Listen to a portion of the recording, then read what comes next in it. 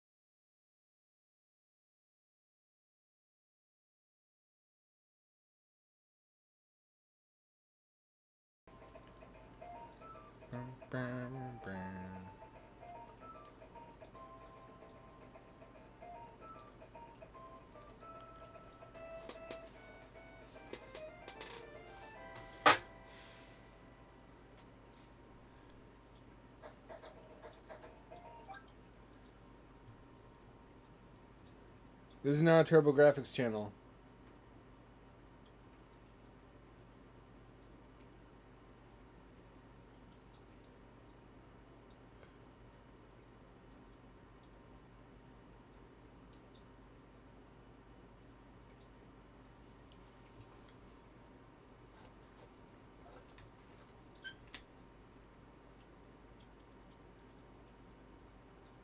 Why is it doing that?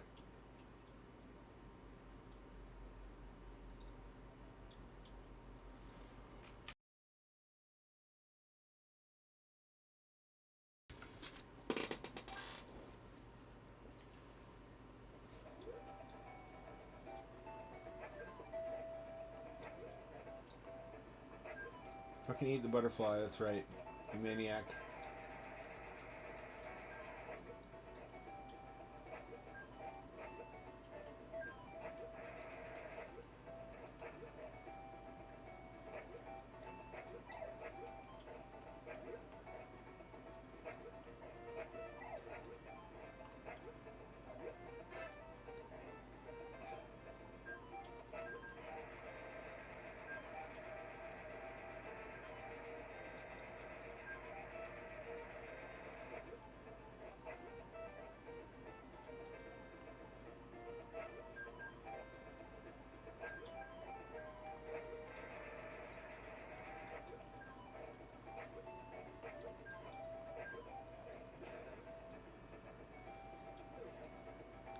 Yeah, I am. I'm telling you, they're slightly better than NES, and I do mean like slightly. This is basically a beefed up NES at its core, which is why NEC tried to sell this to Nintendo as the basis for the Super Nintendo because it would be backwards compatible, which Nintendo also planned on doing with the Super Nintendo but gave up on halfway through. There's remnants of the original backwards compatibility of the Super Nintendo still in the hardware. This would have been backwards compatible to the point where it still runs NES games, or rather, they're very easy to port. We'll look at TurboGrafx Mario Bros. Later on.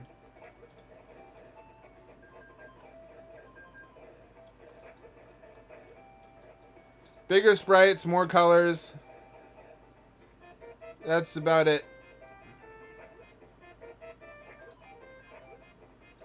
No parallax scrolling. No matter what your eyes tell you, there's places where it fakes it, but there's no real parallax scrolling on this console. Although NEC had the balls to release a whole new $400 console that's just this console, but with parallax scrolling added. The Super Graphics. One wonders how Super is better than Turbo.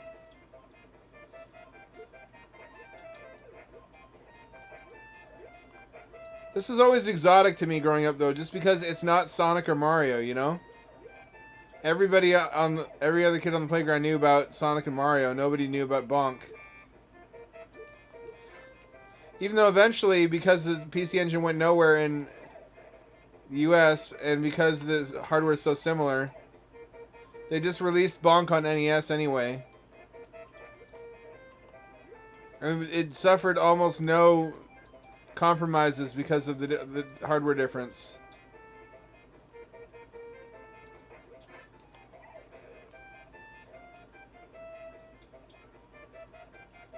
Actually, let's have a look at that real quick.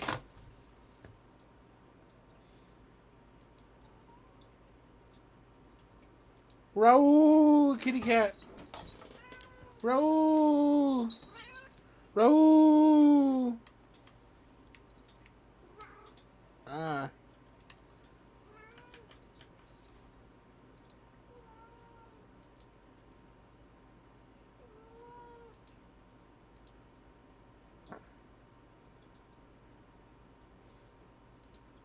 Oh, wait, no.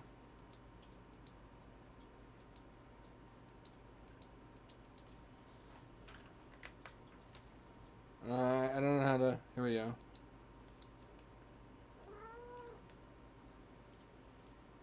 She's climbing on my chest. I can't do anything.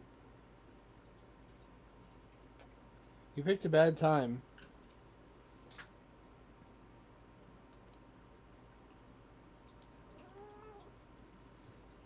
Alright, hang on.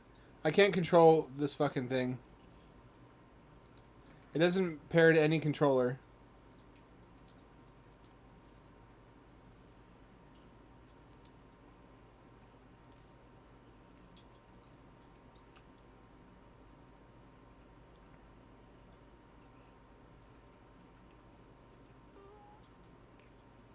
I don't have it.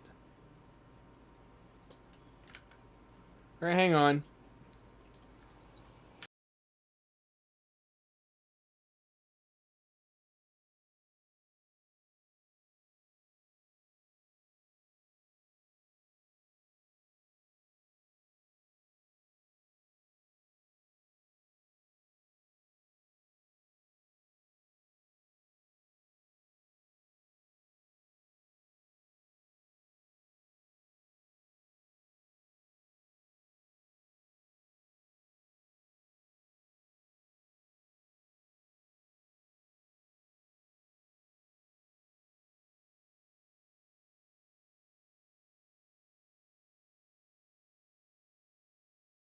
Alright, I found it. This is Bonk's Adventure on NES.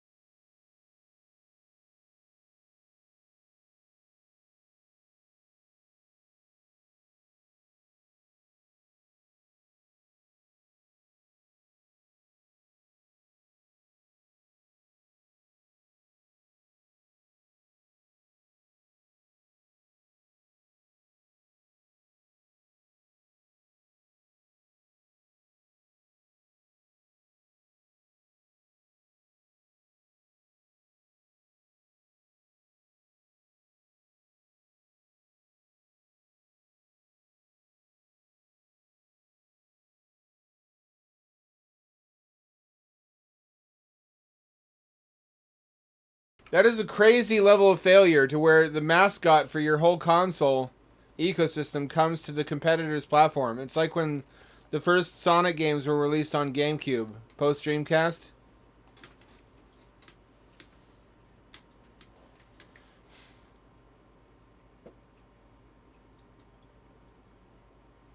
It's still a gay bike, Short Talk. I'll never back down on that. You could have gotten a cool manly bike, and you didn't. Then again, I guess your wife wouldn't have been able to use it because it's not a step through. I'm just hassling you.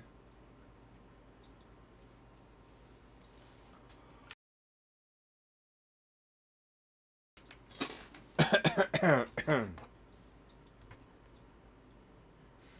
do I do this?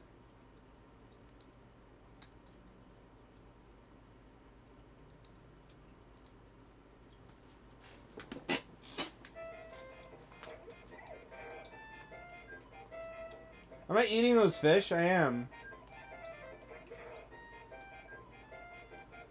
I guess this is an accurate representation of the Paleolithic food chain. Nom nom nom nom nom nom nom nom. Surprise, motherfucker!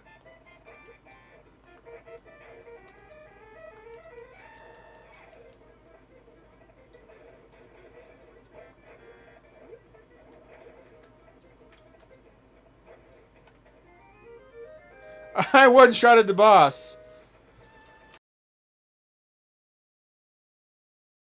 Why was I allowed to one-shot the boss? What if I have an ass crack on my head?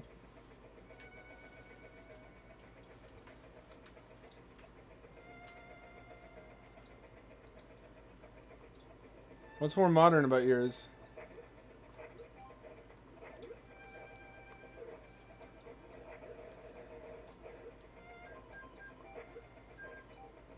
Oh, you slowly calm down, too.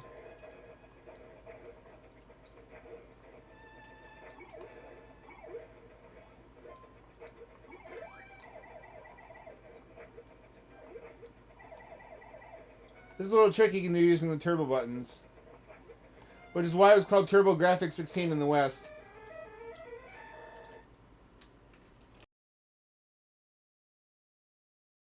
Absolutely mental freeze frame.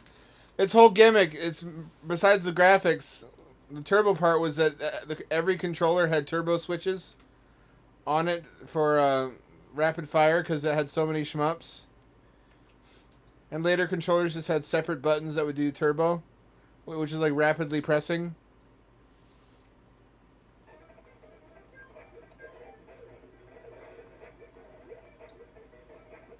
Have you ever been so angry you could walk on lava without consequence? Secret sandwich.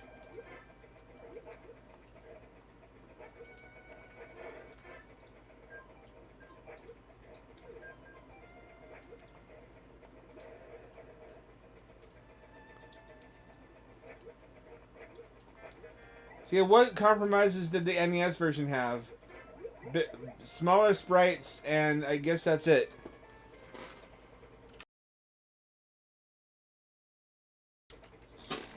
Everything else looked more or less the same. I guess less colors. This was really an incremental upgrade. The cartridges were cooler though, and it came out during an economic boom, so everybody had a lot of money to spend.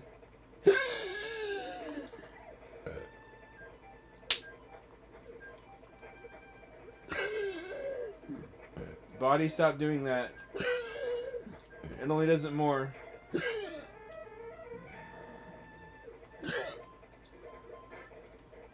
I've got like a mind bullet.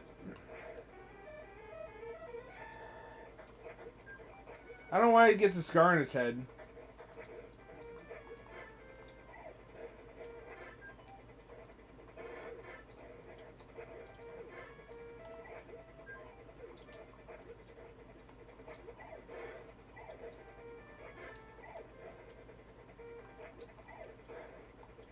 There we go.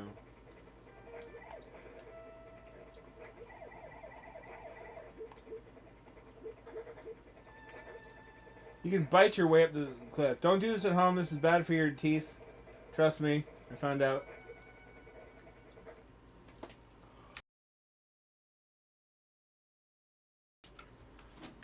Also, while this thing has some insane number of colors that it can do, like 482 out of a palette of 512, theoretically, for performance reasons, it's CPU bottlenecked.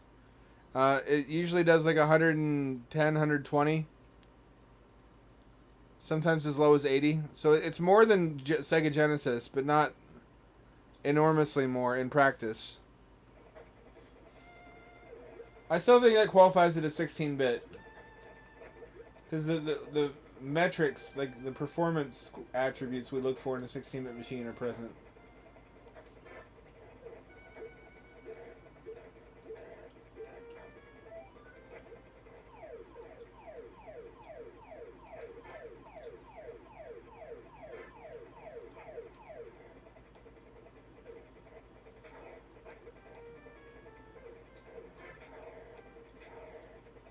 Oh, it respawns.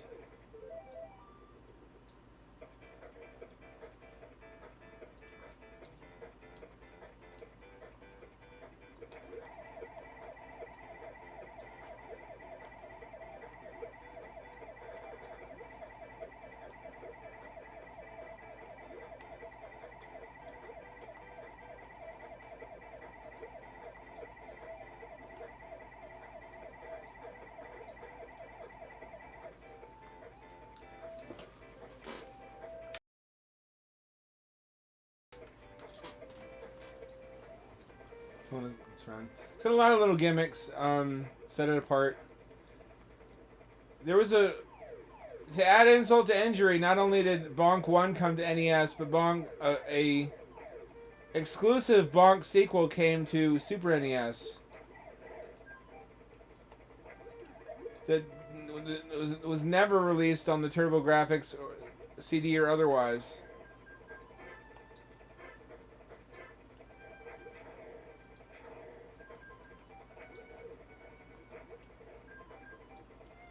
And it's honestly the best Bonk game. So poor TurboGrafx early adopters didn't even get the last Bonk game.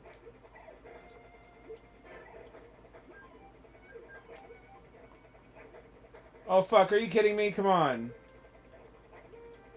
God damn it.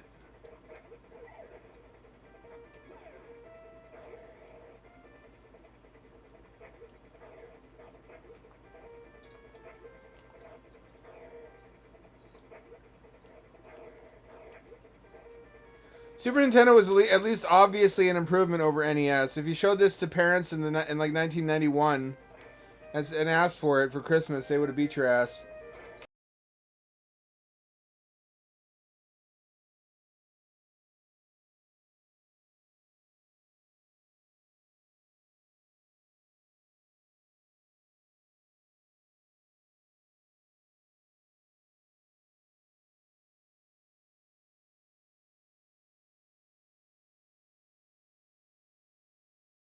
Oh yeah, I need the microphone for audio. It's gonna be very quiet.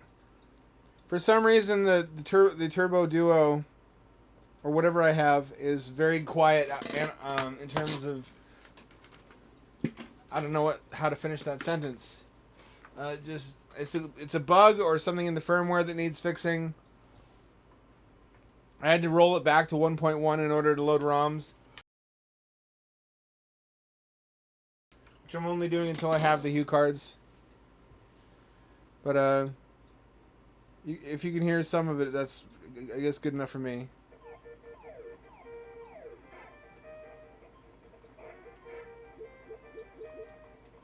Fuck. Dead to the second boss.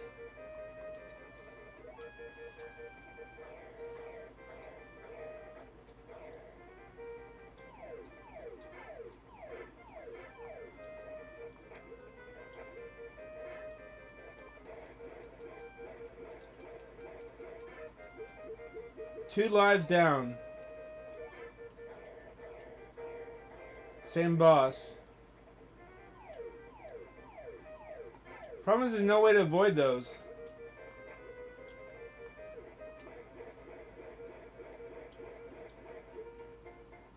I don't know what that means. I think I only had 3 lives. What's good, Naysayer? We're playing TurboGrafx. If you don't love TurboGrafx, get the fuck out of my face. Was that supposed to do something?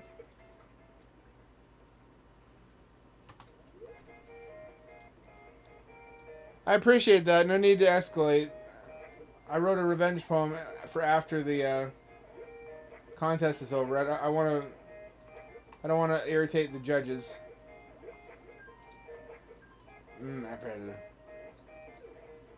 Like, parents already were mad enough in 1992 or whenever SNES came out. They're like, we already bought you an expensive ass NES. Like, how many years ago? 7 or 8 years ago. And now you want another one. Like, they didn't understand. Sometimes they did understand, but they're hoping their children don't. Like, my dad understood damn well computers get better with time, but only for him.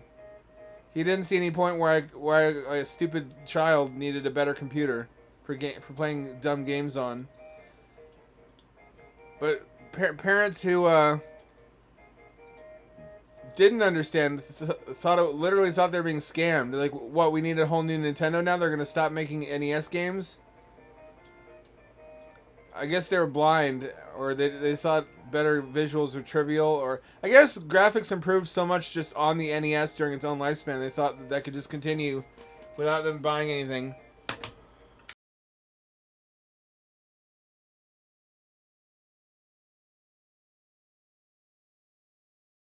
Neither did I own a TurboGrafx as a child, but I owned one as a teenager, and it was the cause of a fight that I had between me and my first girlfriend. I loved her very much, but she was from it must have been a wealthier family because she had a nicer car, and their house was smaller. People, I don't know why, but she had the expectation of wealth, that men would. One of the primary values of a man for her was to furnish her with a luxurious lifestyle, which I was not doing. And I didn't realize that she felt this way until she blew up at me in the car, where I wanted to stop over at a Goodwill or something to search for a controller for my newly acquired TurboGrafX-16, because I collected retro consoles as an adolescent, way before it got expensive. This is when it was really cheap. Nobody wanted them. So TurboGrafx was like $20-$30. Now it's like hundreds. Anyway, she blew up and started yelling at me. She's like, you realize that you have not bought me anything that expensive? And do you realize that there are other guys I could be seeing who would get me handbags, who would get me jewelry, and you're not a man right now. You're a little boy because you're playing with little boys' video games, and I don't want to date a boy. I want to date a man. So I'm like, all right, let me out. And she was like I guess I called her bluff, and she was like, no, I didn't mean it. And she spent the rest of the ride trying to like make up, trying to apologize.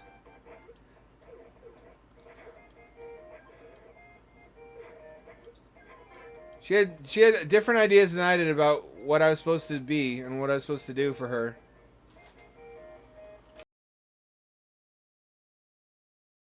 Basically, yeah, why are you poor? Why are you not doing the things for me I thought I want men to do for me? Why are you, I guess it's just a frustration that I was buying myself things, but not her things. That buying things was an important part of being a boyfriend. Like, she wanted gifts.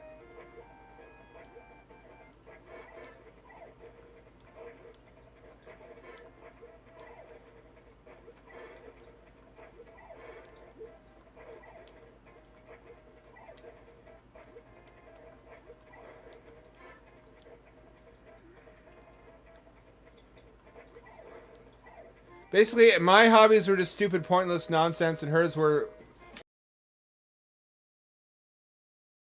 important. Well, she didn't have hobbies as such, except for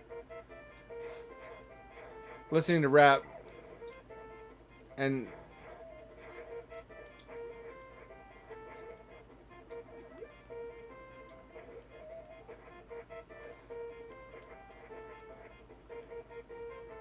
she did have a fascination with black men, which I don't know why she was dating me. I'm white as the moon. But she clearly always wanted to date a black guy.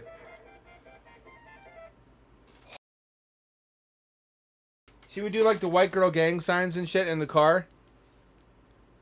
And she was really into the whole, like she was like those cats and dogs in Fritz the Cat in the clip I showed you last time with the crow. Like she had the Spirited Away fantasy where she would nurse some poor victim of institutional racism back to health, and he would reward her with BBC. She got what she wanted. She had a child by a Nigerian banker.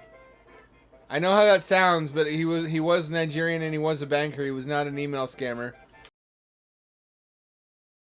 Shame on you. I didn't say Prince. He was legit a well-to-do Nigerian bank. He was also Muslim, however. So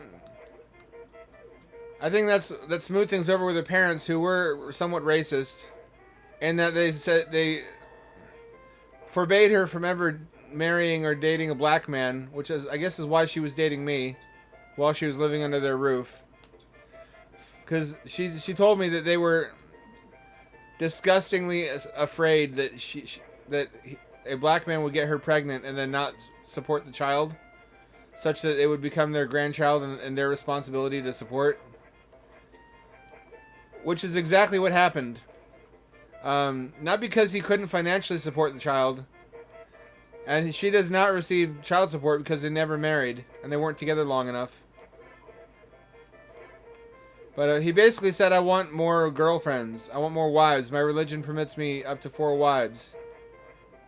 And she said, no. Understandably, I'm not comfortable just being cucked. And he ran away. Which is tragic. I mean, that's really cruel and terrible. What the fuck is happening?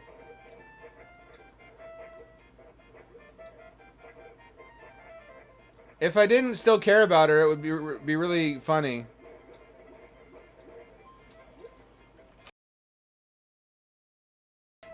Despite the fights we had, I never had any bad blood with her. So I do feel bad for her. I guess the takeaway is that there are things people want sexually that are really a bad idea. And that people tend to overlook all the red flags and do it anyway to get the kind of orgasm they want. And they pay for it the rest of their lives.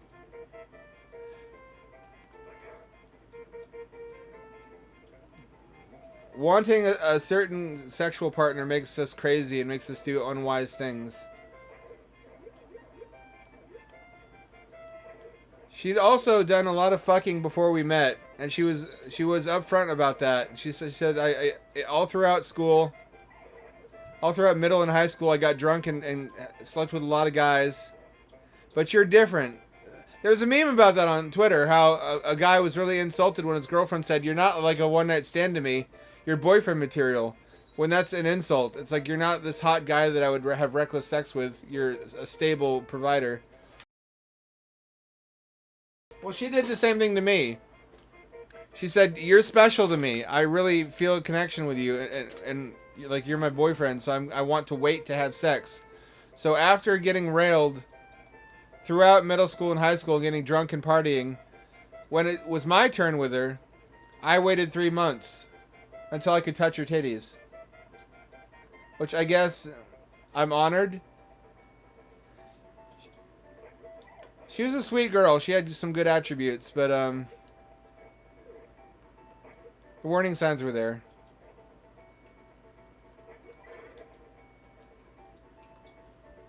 I did learn one thing that should never be misused.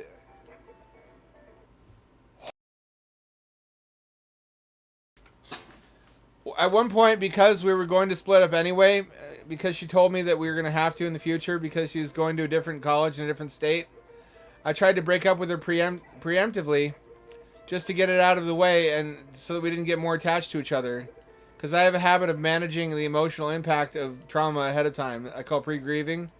I do that in all areas of my life, which I guess some people find grotesquely calculating, but it is what it is. And it made her crazy. This was like the peak of her being into me. So after that, she was really clingy. It makes a woman desperate for your approval. It makes her more connected because she's always afraid of losing you, of losing your interest after that. It puts her into permanent gotta please the man mode. Gotta keep him happy so I don't get rejected. It's not even that they love you. It's a similar. They might love you, but it's just not wanting to be rejected, not wanting to lose. It's an ego injury avoidance behavior more than it is driven by romance.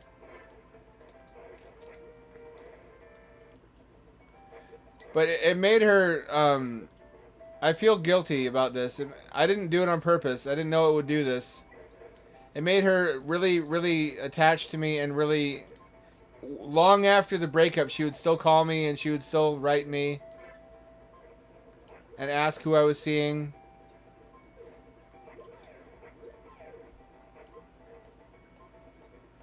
So if you want a girl obsessed with you, wait until she's really into you and then pretend break up. And then let her talk you into not breaking up with her.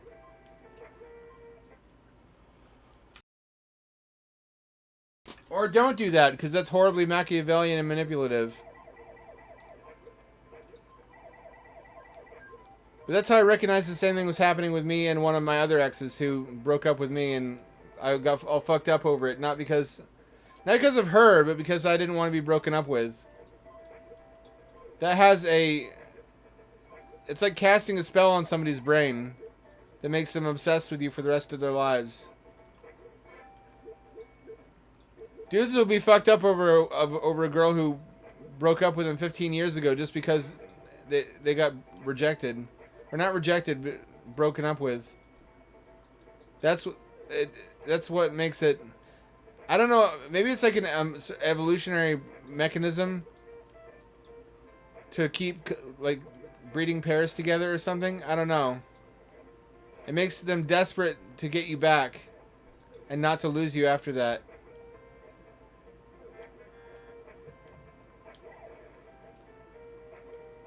Do not misuse this information. That would be incredibly evil.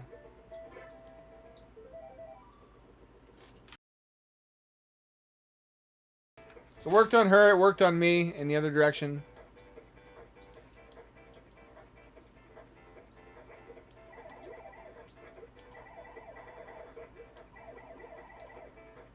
I didn't know very good. The backgrounds are pretty, even if they don't scroll. It also could backfire. She could be like, alright.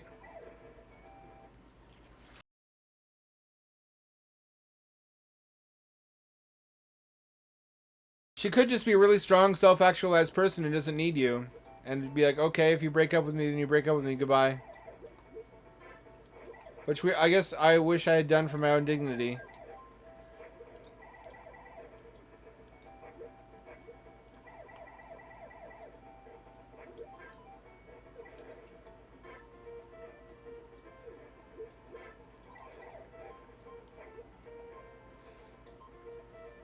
Well, Mr. Naysayer, if I had anything to say to you, it's look deeply in yourself and ask yourself, is it because she's so great? Or is it just the pain from being thrown away? Which would hurt from if it was anybody that you were attached to.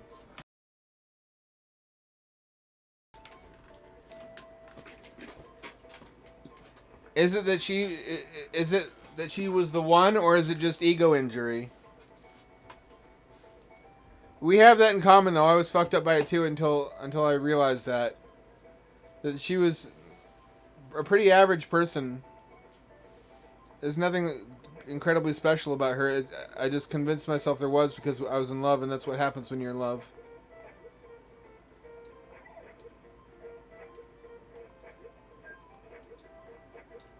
Why does food randomly appear in this game?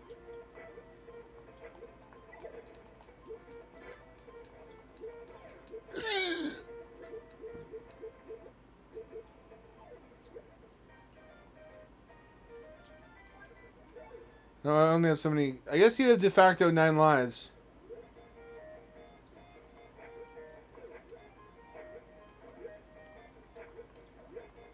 There's a bit of a delay just because of the wireless controller.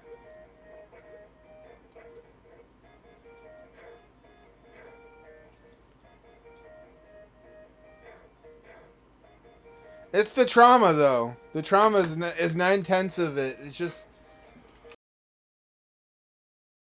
What I'm saying is it's not all because of that person. It's not because you lost an amazing person. It's just because you got dumped. And that's how that is. I don't know everything about your situation, but that's how it was for me, so I'm going to project it onto you.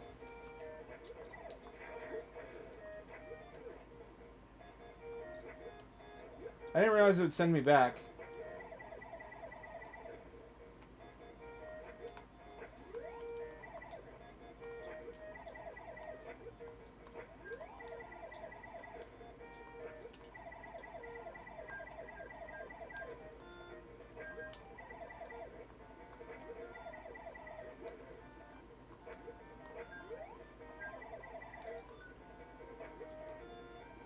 I'm on top of the level.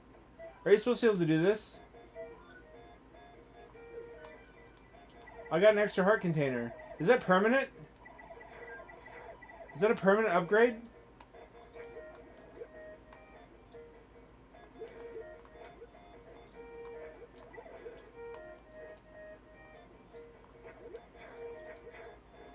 Bunk is pretty cool. It doesn't afraid of anything. Uh-oh.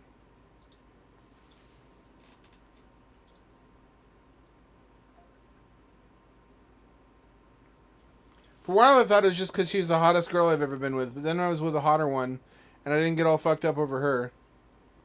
Because we were together very briefly, about a month.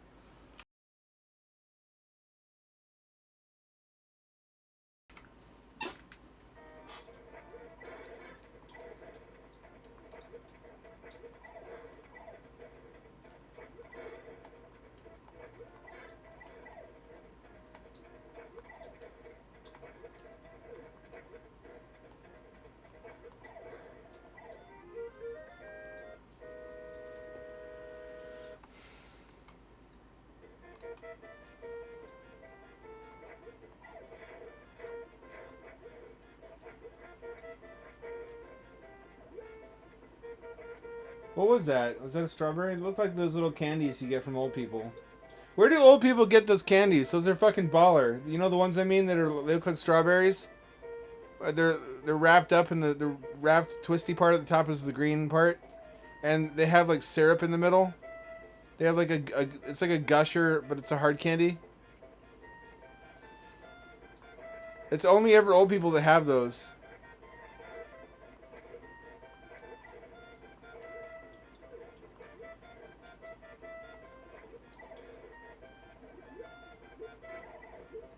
How dare you, sir?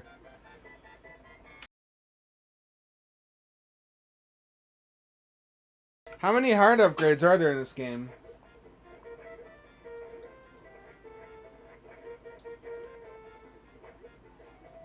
Hang on, I gotta fuck with my phone.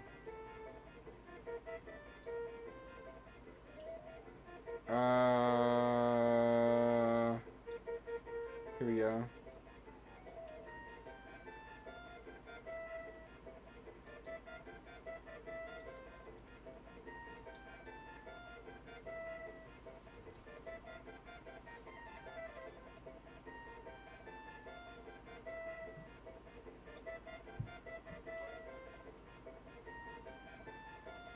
Grok does look neat. I wonder if it'll do video. I also wonder if Elon Musk's obsession with consolidating features into a single software package will result in ASI.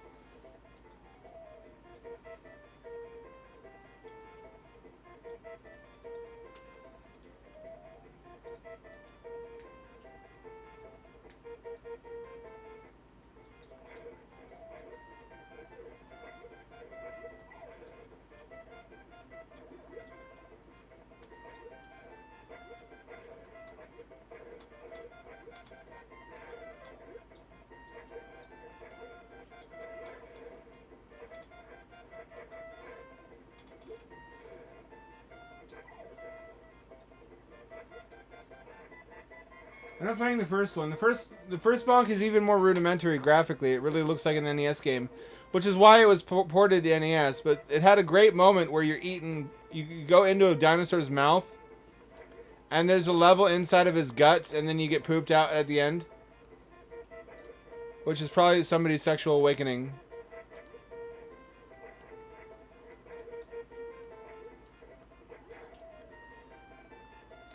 Although I was yelled at by my first girlfriend for being a man-child, for playing TurboGrafx and collecting for it. She kind of had a point, because I was playing this earlier and remarking to myself,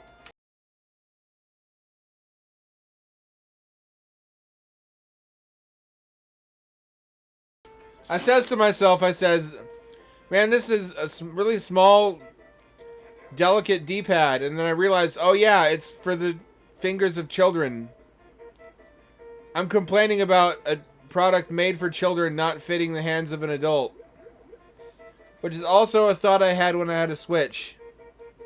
And I thought the D-pad was too small. I was like, oh yeah, this is for Japanese children's fingers.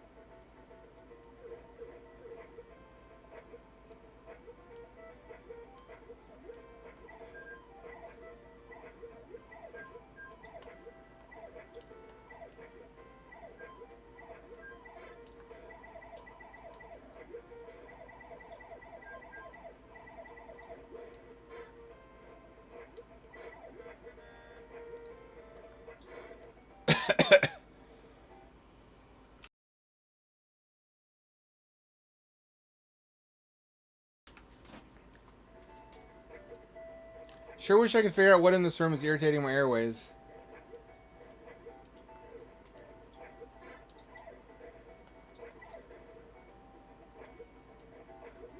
My quality of life would go up so much if I could just stop coughing up crap.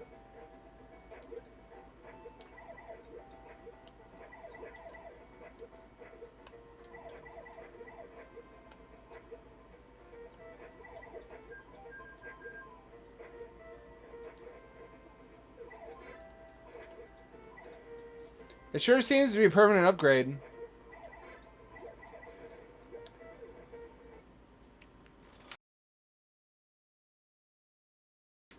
Maybe I should look up a guide and find out where the upgrades are elsewhere in the game.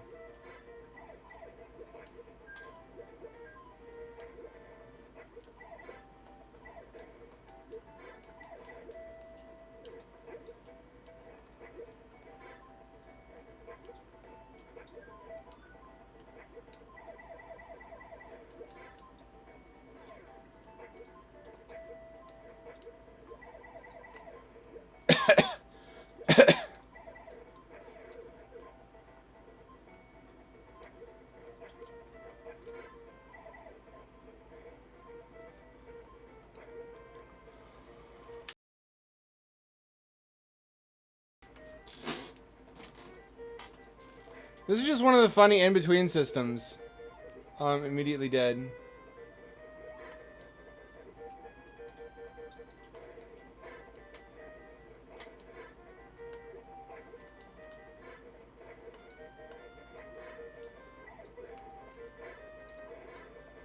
I'm getting my ass kicked.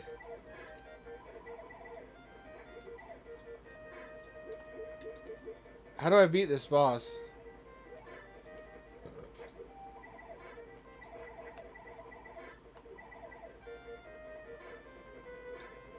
Hang on.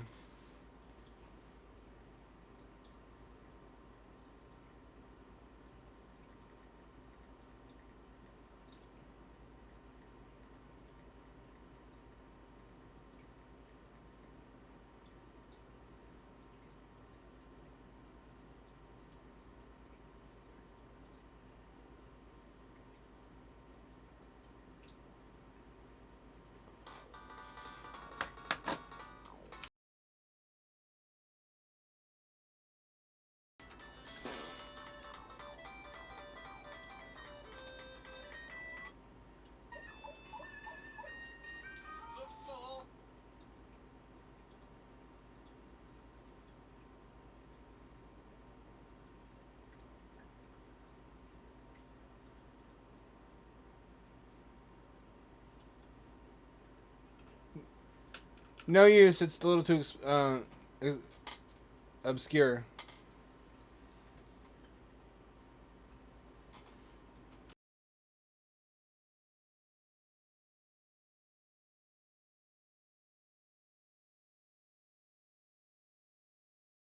I'm probably gonna die here.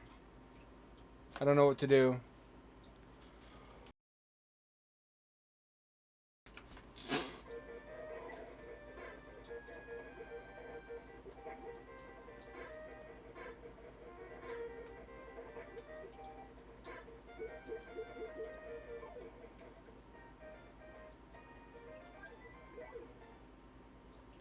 I have to do it all over again. Fuck. Holy shit. Really? That's brutal. You barely learn any strat, and then you have to do a whole level over. The fuck is that shit?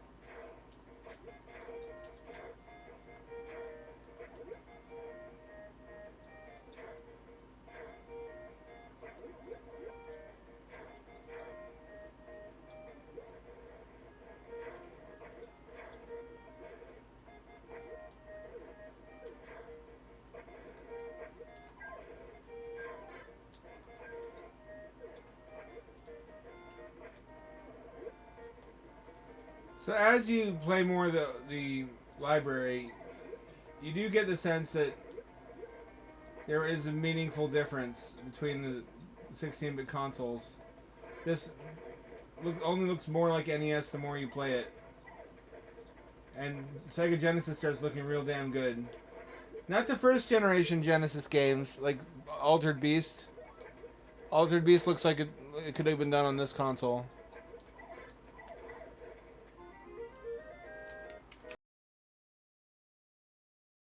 But later games on the Super Nintendo especially do make this look rather obsolete.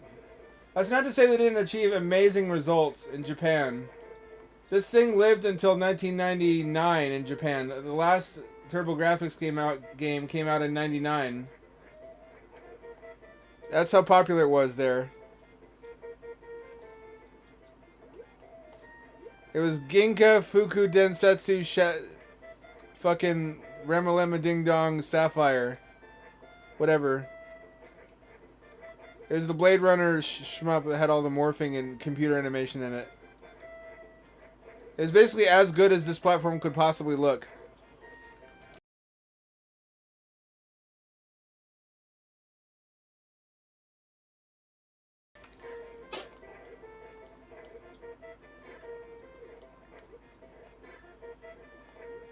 It was to the TurboGrafx what something like Rendering Ranger was to the Super Nintendo. Or I guess just Donkey Kong Country.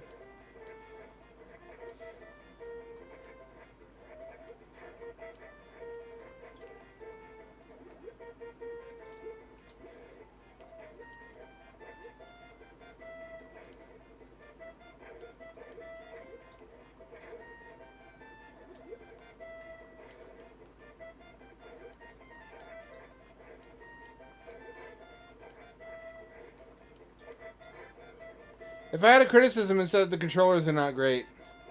And there aren't any really good official alternatives. Except for the arcade stick.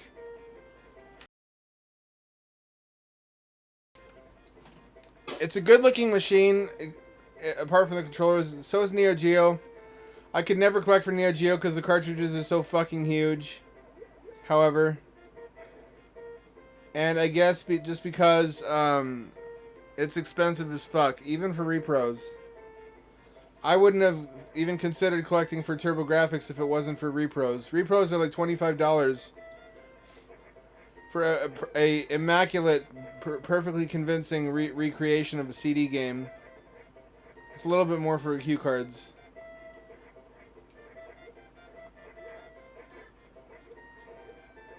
And that's for games that go for several $100s in the authentic. How much? I think $750 is what Bithead 1000 on YouTube paid for Ginka Fukushima Sapphire.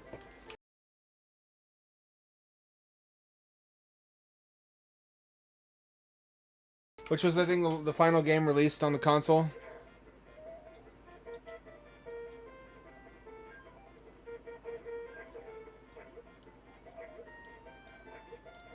Also, fun fact, there were a lot of dirty games released on this, especially CD. They just have full-on pixelated boobies and censored pussies.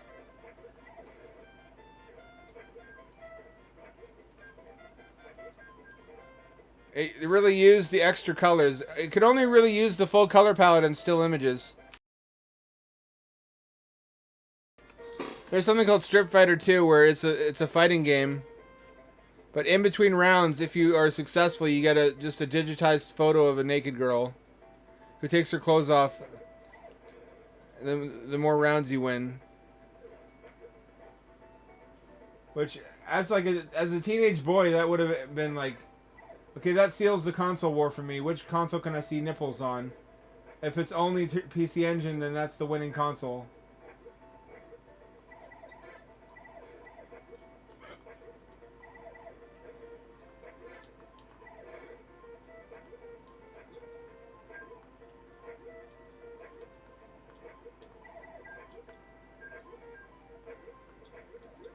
And I mean, if you're a Japanese 10-year-old, then you probably get excited over panty shots and the anime it looks like fucking Charlie Brown, like Doraemon. So that would have been even more magical.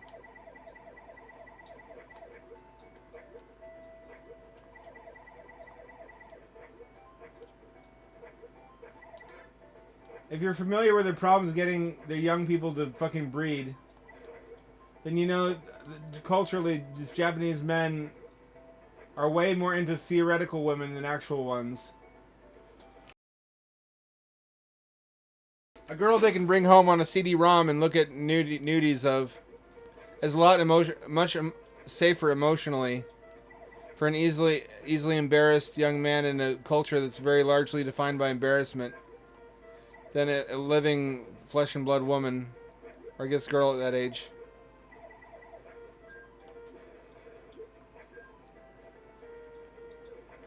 Which is why the PC Engine FX, the PCFX, the subsequent console, focused entirely on porn. And some really, really dubious stuff. Like that kind of dubious stuff.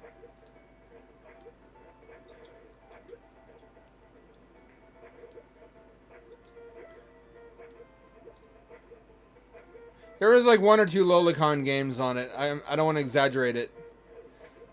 But that was the kind of clientele they're courting, because that was a big part of the sales for the CD add-on of the PC Engine. People buying like strip poker games, strip mahjong, and shit like that.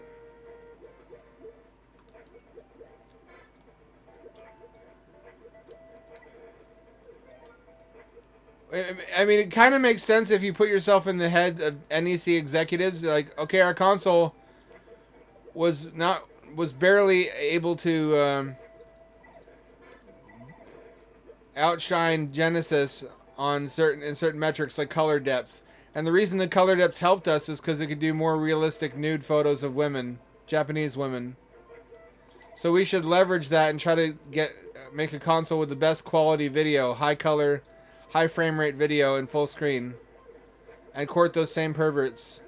Because pervert money spends just the same as regular money. Is that healthy for the civilization you're selling the console to? Maybe not. Maybe not as much.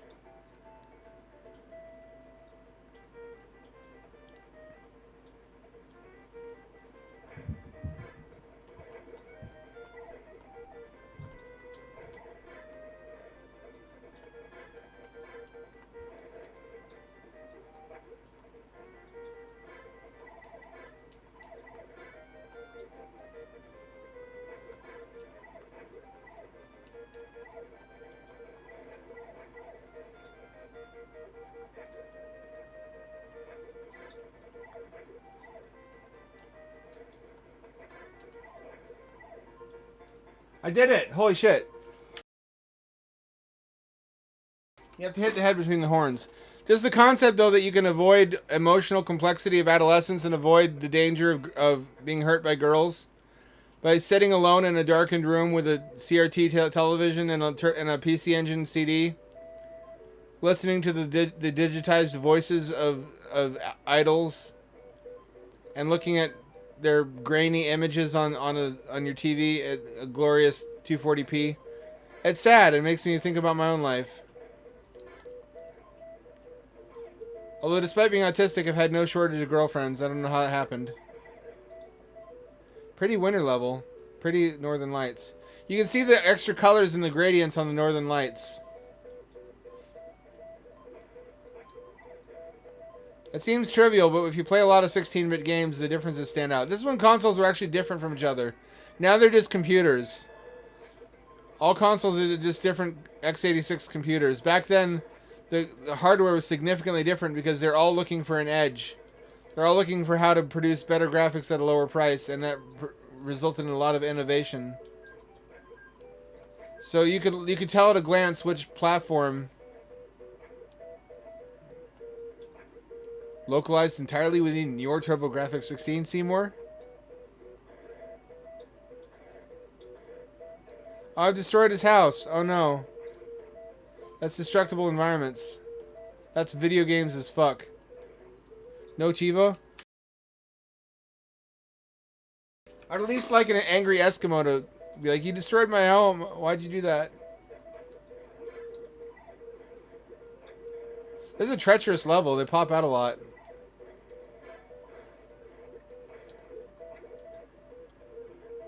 It's got ice physics. Oh, if you land on your head, you slide on your head too. That's full of all sorts of funny little details like that. Like, what the fuck is happening now?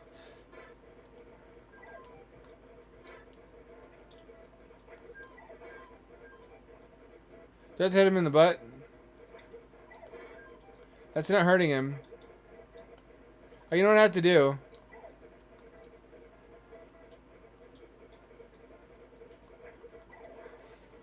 It worked. Never mind. I thought I had to slide into his butt using the head slide.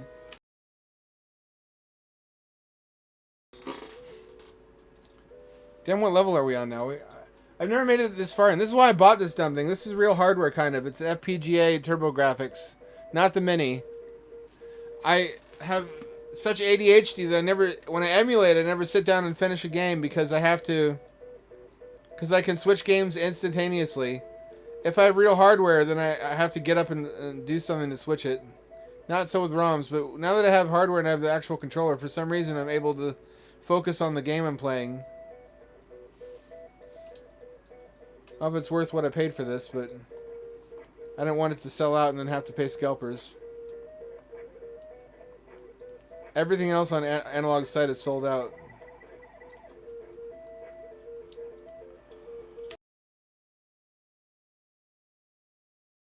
I also wanted to collect something. I've never wanted to collect something in my life because it always seemed like more clutter.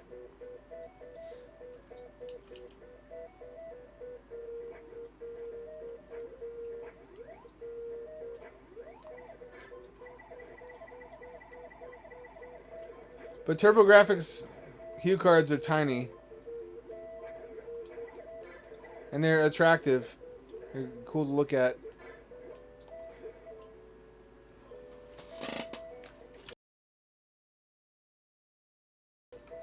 I'm still in disbelief that the HL3 is coming at all. What if it is episode 3? What if that's all it is? Is Half-Life 2 episode 3? I think people would fucking riot.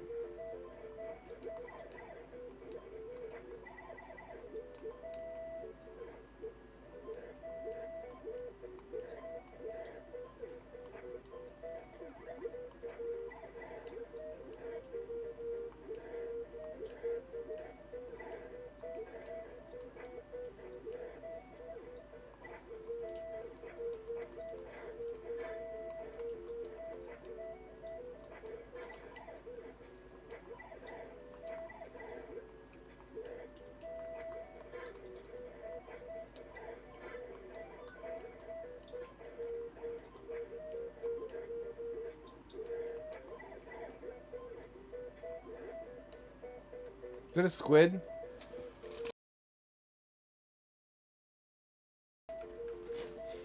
Only problem is the sound chip. This thing has a very basic sound chip.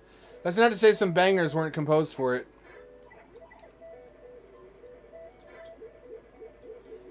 But that's also why the CD-ROM drive was an essential upgrade. That CD-ROM drive really carried the platform. and really helped it stay modern next to its competitors. Because remember, Sega CD existed, but it didn't have nearly the same attach rate. Everybody who had a PC Engine had a PC Engine CD. Just about.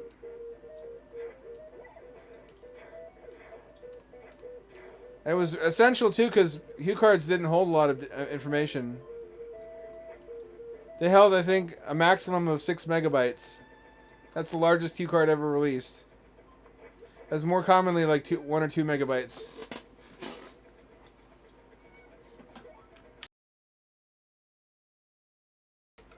Which is on par with early NES games, which actually were often even smaller. I think the first Super Mario Bros. Was like 32 kilobytes.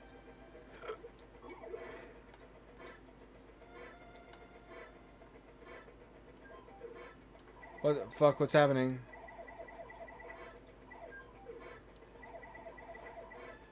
Ice plus spikes is a really unfortunate combo.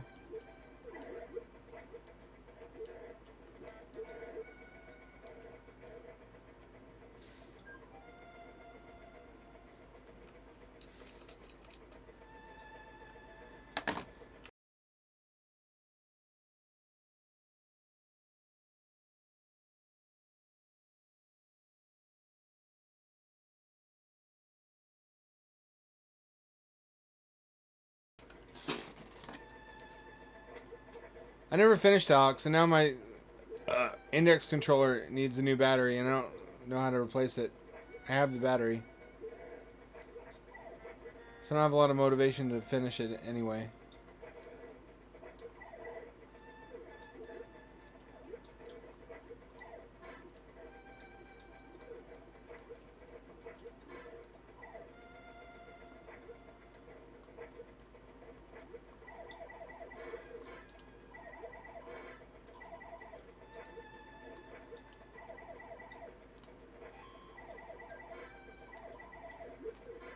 I'm gonna have to jump over all this, aren't I?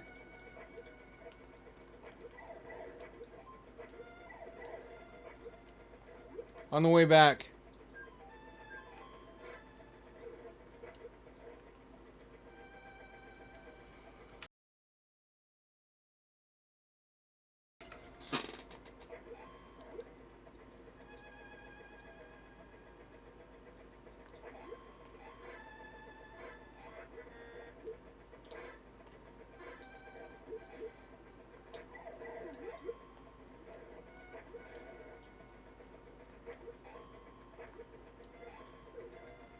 I have to actually do that. There's no option not to.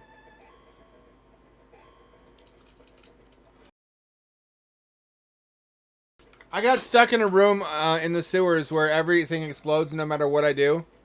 I can't see well enough to not explode. There's a bunch of explosive red canisters, and no matter what I do, they blow up when I try to leave the room.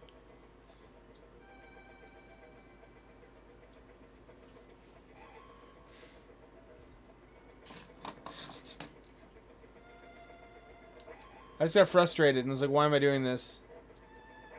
I was very impressed while it lasted.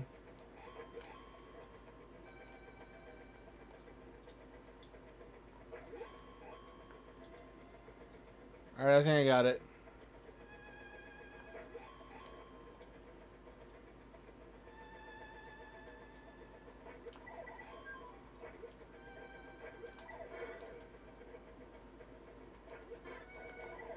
That was a trap. How dare you, sir?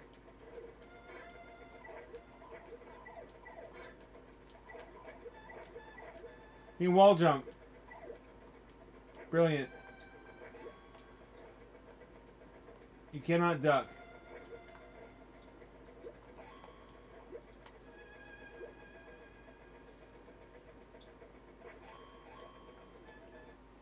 Hold on, chat's not reloading.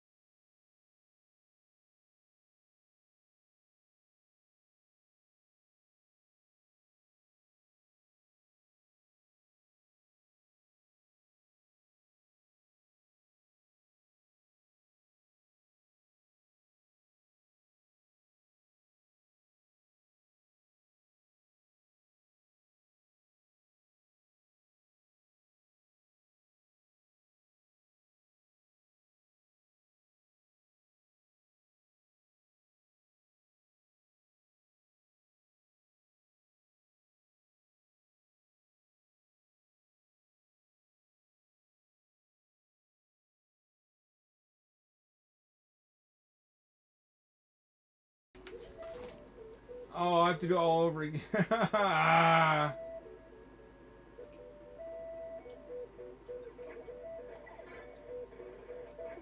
The entire stage, of course. Games were just brutal back then. Also, hue cards didn't hold much, so games had to be harder to last longer.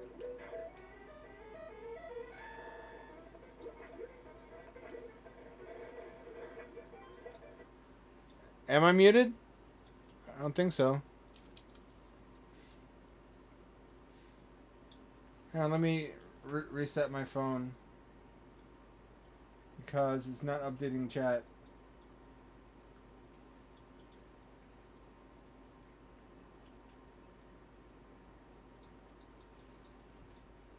There we go. Now it works. For all the good that does.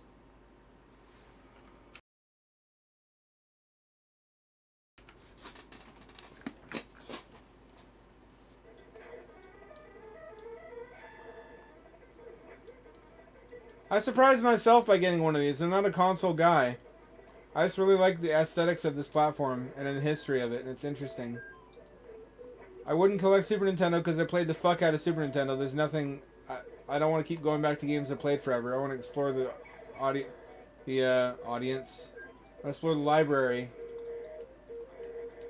of a platform I haven't already played to death. That's not to say there aren't a lot of underappreciated hidden gems on Super Nintendo. Like, how many people have played Spike McFang? That's a great game on Super Nintendo that's not widely appreciated. Or even know about Rendering Ranger.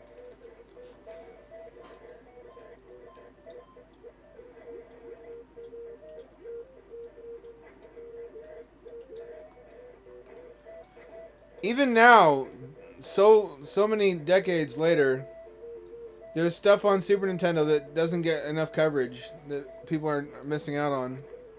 But it's not the sort of thing I want to collect for. I don't like the aesthetics of the system. I don't like the fact that it doesn't have... I have a soft spot for 16-bit CD. Because I like pixel art, but I don't like chip... that's not true. I like chip tunes. But only when they're really well done. And a lot of chip tunes were not terribly well done.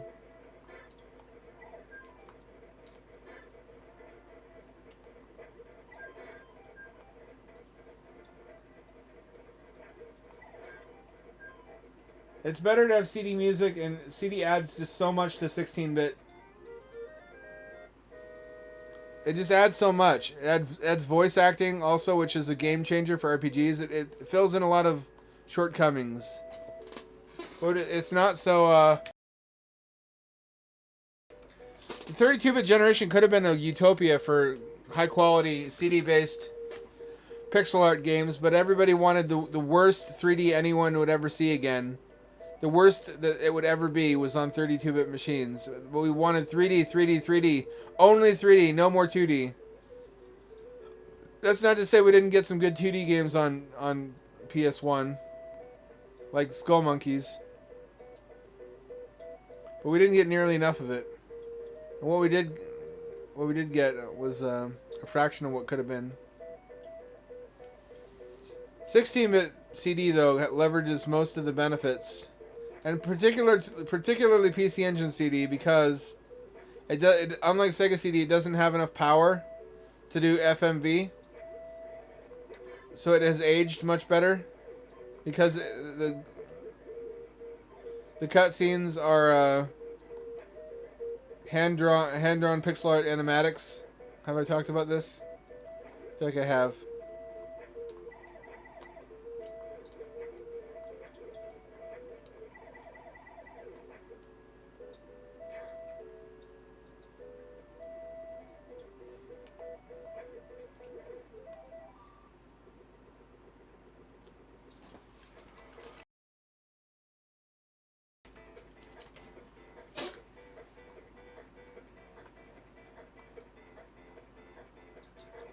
I'm gonna die.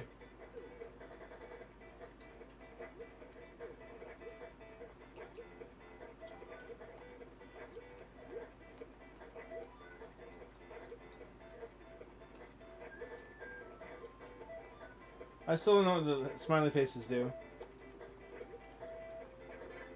I also like NES. But the Famicom is an ugly machine. If you might say that, even if you say PC Engine is for kids, it doesn't. It looks less like a kid's machine than Famicom. Famicom, especially in like the Japanese Famicom with its permanently wired controllers and it's just the way it looked. It's an ugly system. The cartridges, especially in America, were mostly empty. I don't know if you knew about that. They made the cartridges physically larger to justify the price points. So parents weren't like, why am I spending $60 for something this small? It had a lot of great games, just because it was like the system for a long time. But it's a little bit too ugly to look at for long periods for me.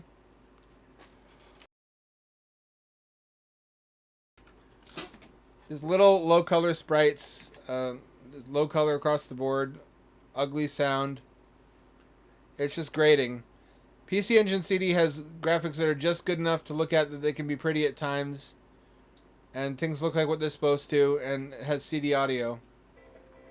That was the single biggest improvement for gaming in a single generation.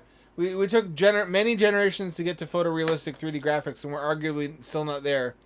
We jumped to audio realism in like a single generation. We went from bleeps and bloops and scratchy voice samples to Red Book audio. Basically overnight. Like all of a sudden games sounded as good as they were ever going to ever again instantly. That's how big a deal CD was. Although the Sega CD added more chips, so it could do like Mode 7 and sprite scaling and whatnot. PC Engine CD did not add anything except for the CD drive. It literally just added more storage. But it's badly needed because cue cards, like I said, were tiny. And this was already a barely 16-bit machine.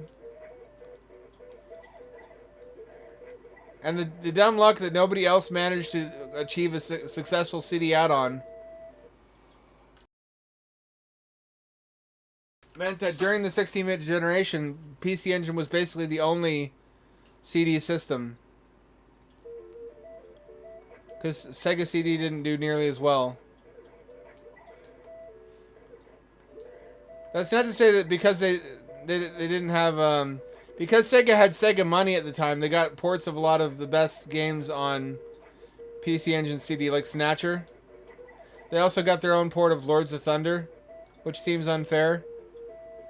Like the big boys would be able to get the best games from a competing console just because... Although Sega was in third place in Japan. Weren't they? They were. PC Engine was first place and Super Nintendo was second.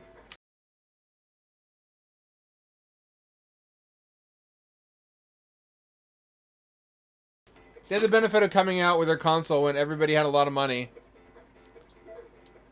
Oh, I fucked up. Oh shit, I die. Are these graphics turbo enough for you, Light Blight?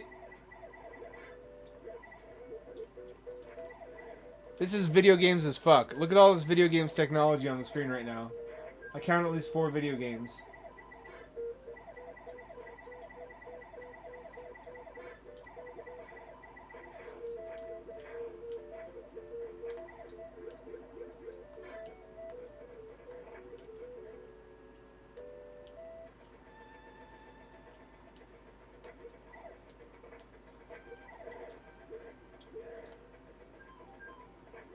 Ice blocks sometimes contain French fries. Noted.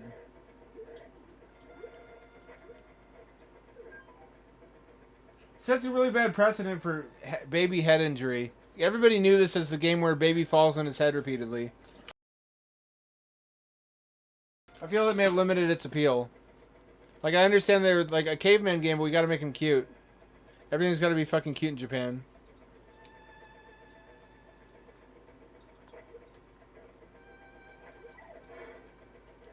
Neither did God intend for an 8-bit machine to have dual 16-bit processors, but here we are.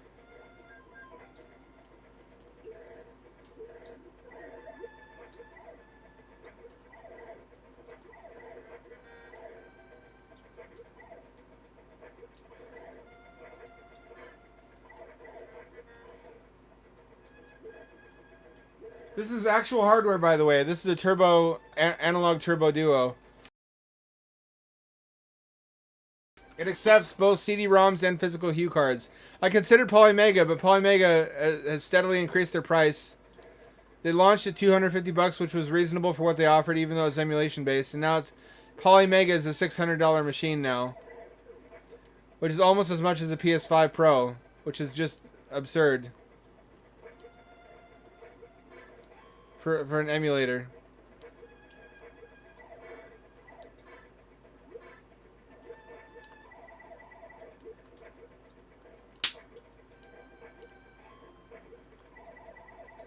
It's accurate for a caveman to just fucking tank damage like that, though.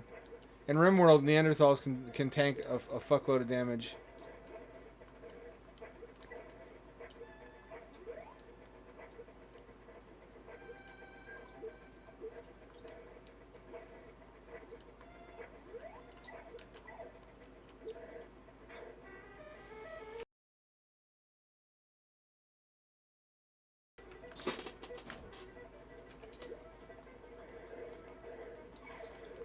This is PETA propaganda, in which eating meat once makes you insane and grow a literal ass-shaped head. Oh, this fucking shit where you have to jump between these things. Hold on. I have to focus.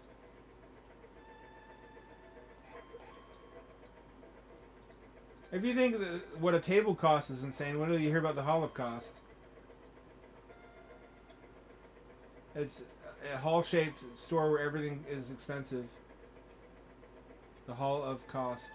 I'm sorry. That was inappropriate. I'll be better. I'll do better.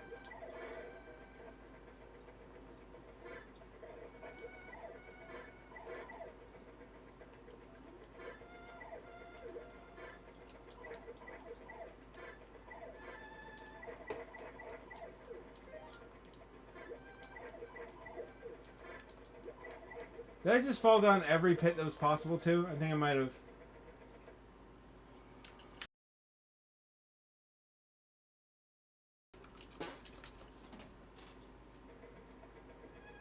I don't want to answer that question for legal reasons.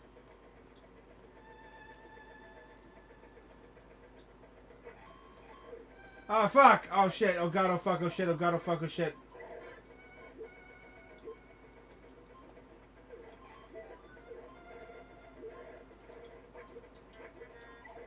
Why must you betray me?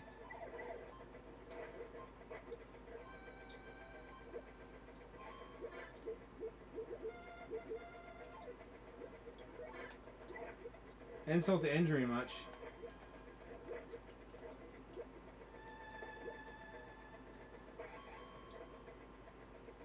He'll take a leap of faith.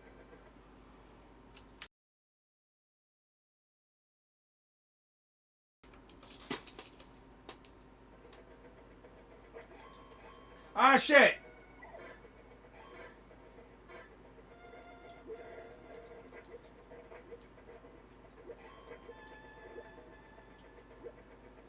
I guess if I was a little 10-year-old Japanese boy playing this on PC Engine, I would have been like, Kuso! Abunai!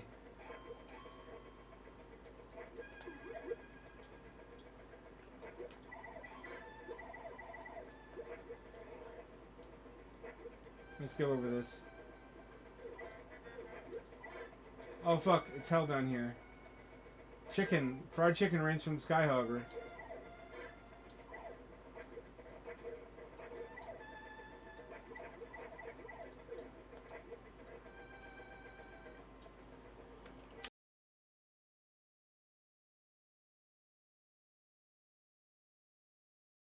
The existence of elevators implies an elevator industry. It is bullshit hard. It's really fun though. There's a lot of great games on PC Engine that got overlooked. Also, I never miss an opportunity to bitch about the cover art. I showed you last time. I suspect racism. I think the Japanese devs thought very little of American children and thought that we'd be confused and angered by cover art. Because hue cards in Japan had amazing, detailed, beautiful cover art.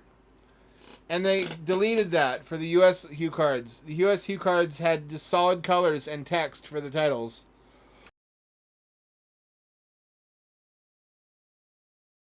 To make matters worse, the cover art on the cases, because Hue cards came in CD cases, which was cool because it would the Hue cards would blend in with your CD games in your library because they're both in the same type of case.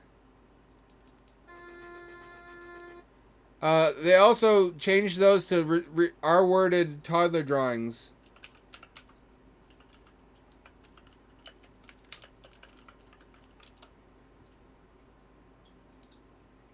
If you thought American cover art for NES games was bad, you've not seen anything.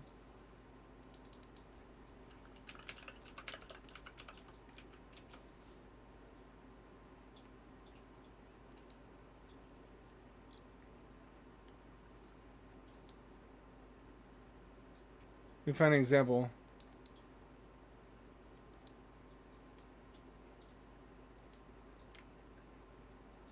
Here's the cover art for Dungeon Explorer.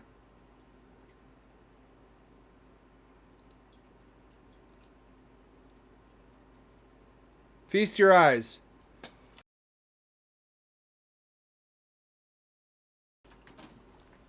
That's the US cover.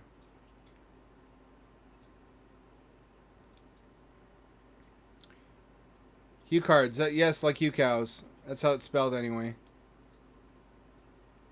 I don't know why they're called that.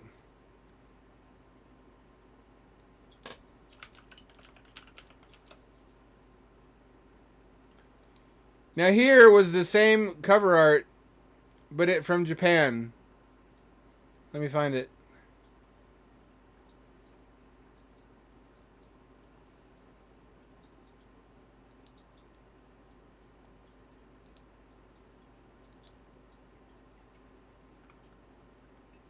It's making me open a eBay open. I can't make words tonight. I don't know what's wrong with my brain. Look at how fucking metal that is. If you thought that was metal, you haven't seen Dungeon Explorer 2. The cover.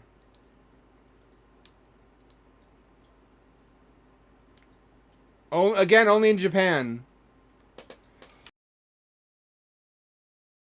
In the US, we got insulting toddler drawings.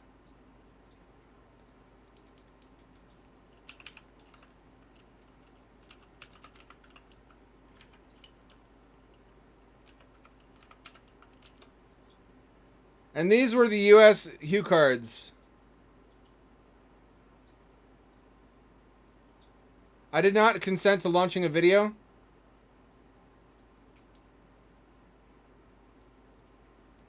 I guess I'll wait for it to load.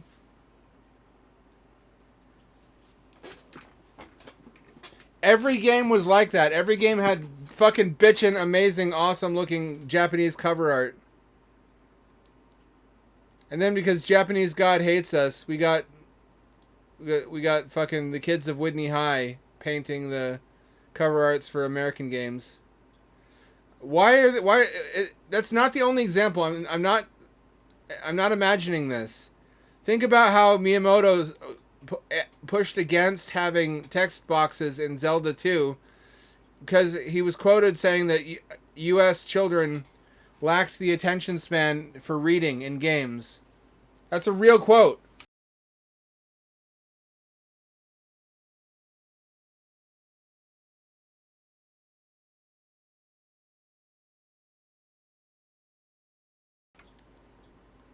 Think about how for years they sent us their shittiest stuff.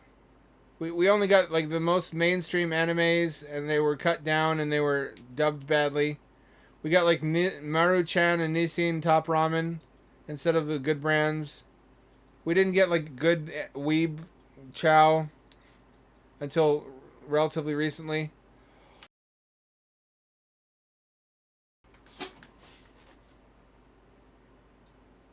What's that drink they have that's got the glass marble in it for no reason? It's not Pocari Sweat. It's one of the other ones. I want to say it starts with a G. Anyway, you get the point.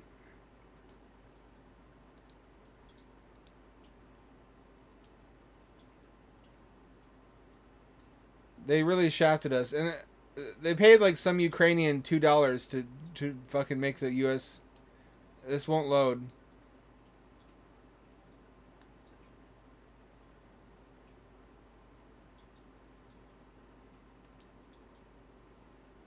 This will not load while I'm streaming. Oh well. Ramune, that's the one. I remember that because there's that cringe video where there's a bunch of weebs talking about what they like about Japan, and one's like, Gilgamesh! And everyone memes on him. Gilgamesh! But no one mentions the weeb girl who goes, Ramune! Manga.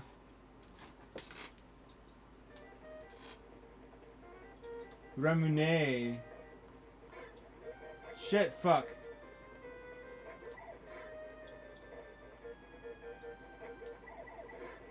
What does a dinosaur need with tits?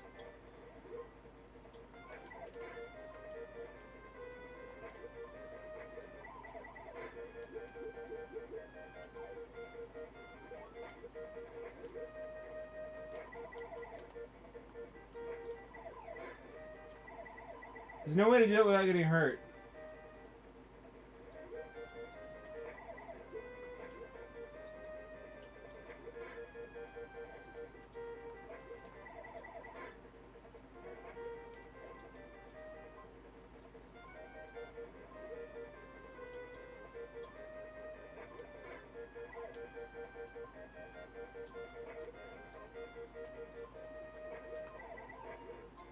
I did it! Holy shit, on my last heart! On my last heart!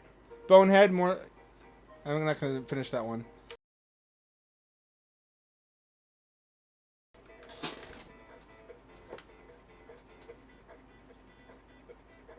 I actually made it to a bonus for once.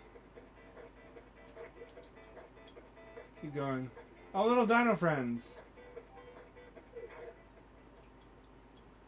I guess the train is longer the better you do. Fuck you. For no particular reason. Now we're getting some better looking backgrounds. Oh, this system really was hurt by lack of parallax scrolling, I gotta say. It's easier to understand in retrospect why they would release TurboGrafX. So it was a terrible choice. It was honestly a very clever triage to achieve a lower price point by leaving out the moving backgrounds and prioritizing higher color sprites and larger sprites. But you do notice it a lot. You do take for granted in 16-bit games. Then again, I mean, they all had that. Sega Genesis didn't have transparencies. And Super Nintendo did.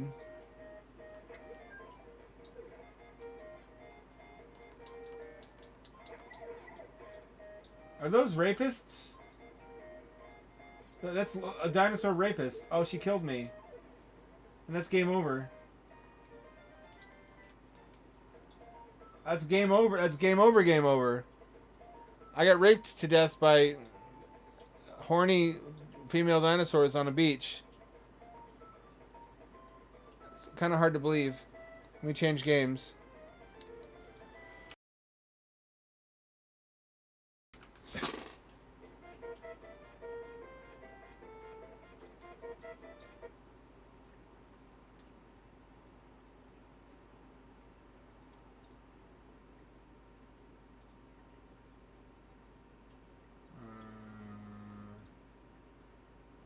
There's some good ones. Everybody knows Magical Chase because it's $1,000 fucking dollars.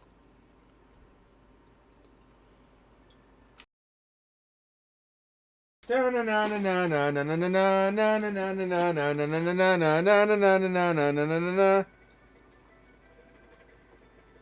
this is one of those games where you understand why they left out parallax scrolling, because there were so many methods already to convincingly fake parallax scrolling on 8-bit machines that they didn't see the point in the huge price increase to include the chips necessary to do it in their machine when they released it.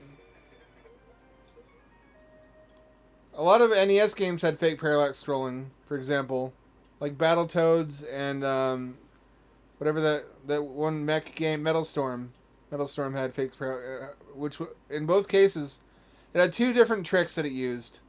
One of them was line scroll interrupt or whatever, where like different horizontal stripes of the screen can move at different paces, which means you can't have shit overlap, except on PC Engine you can, because they can add sprites that look like they're part of the foreground.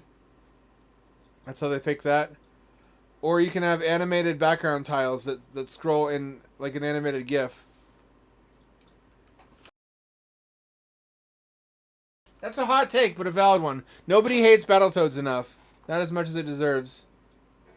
This one uses a technique that only really became possible as of this generation, which is using very big sprites and lots of them to simulate a foreground scrolling layer.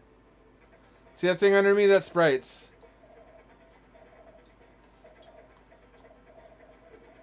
And notice the castles in the background never overlap the clouds behind them. They only overlap a gradient. There's a reason for that. But you could see, like, it wasn't a bad choice.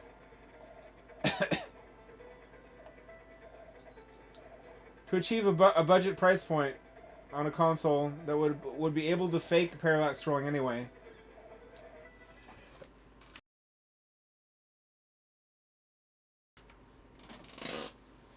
It still hurts though. I mean, it still holds the system back. It makes it look more like NES with more colors, which is kind of what it was.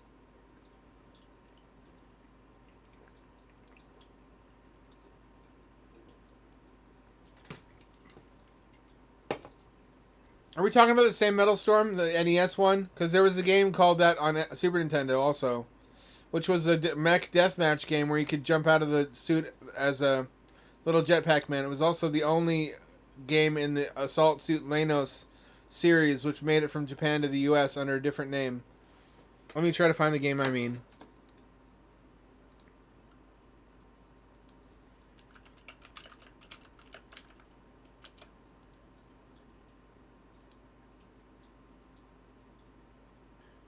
Here's the one I'm talking about.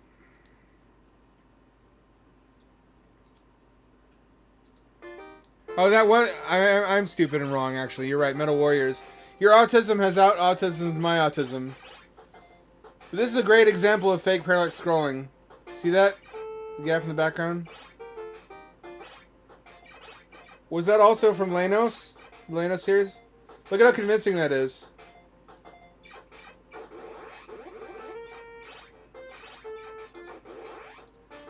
Good game, too, with gravity mechanics.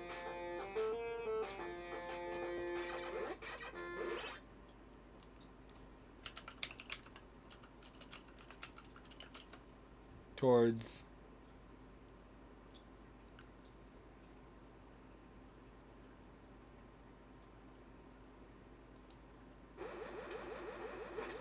Not this one.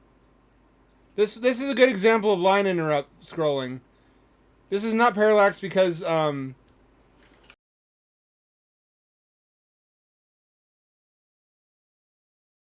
NES games were like that out of nowhere. They're way higher effort than any of the other ones. You can tell that whoever made them did so with passion because they made a story like fucking Lagrange Point. Lagrange Point is like a PlayStation RPG on the NES. And others were very clearly just a flip for cash. But anyway, this one looks like it has parallax scrolling, but of course the seams, which don't overlap, are here and here. And just by telling the computer to draw the background at a different offset, starting at horizontal line number so and so and so and so.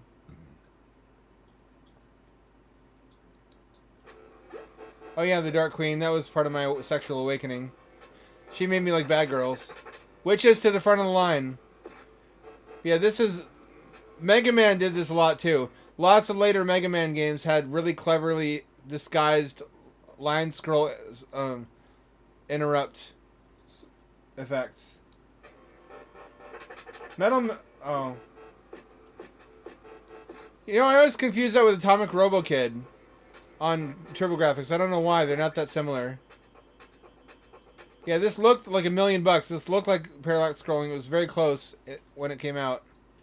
It was like, wow, wow, wee, wow. We were playing a 16-bit game. Same thing here. Notice how the background fucks up when you do anything. Where's the ice level?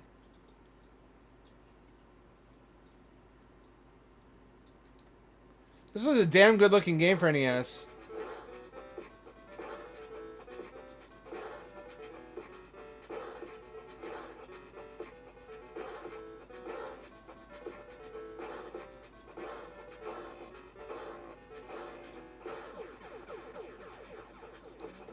Hang on, let me find it. Here it is. The ice level. See the background? The impressive thing about this is that it imitates vertical scrolling as well. If you see at the start. Oh yeah, Baroness is another good one in leather. Did you see that? It doesn't just imitate horizontal scrolling, it imitates vertical scrolling. It takes way more frames. You can see a stepladder effect here at the edges where it's a solid color trying to blend in, but that's because these tiles can't have transparent portions. But damned if that doesn't look just like parallax scrolling, right? With vertical scrolling too, which Metal Storm did not have.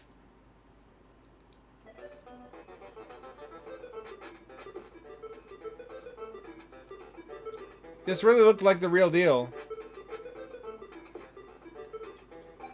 So this is why NEC looked at this and said, we don't need to increase the price of our console by another $100 just so we can do legitimately. It's like ray tracing. Why would you pay for ray tracing when we spent decades perfecting much computationally much cheaper ways to fake it?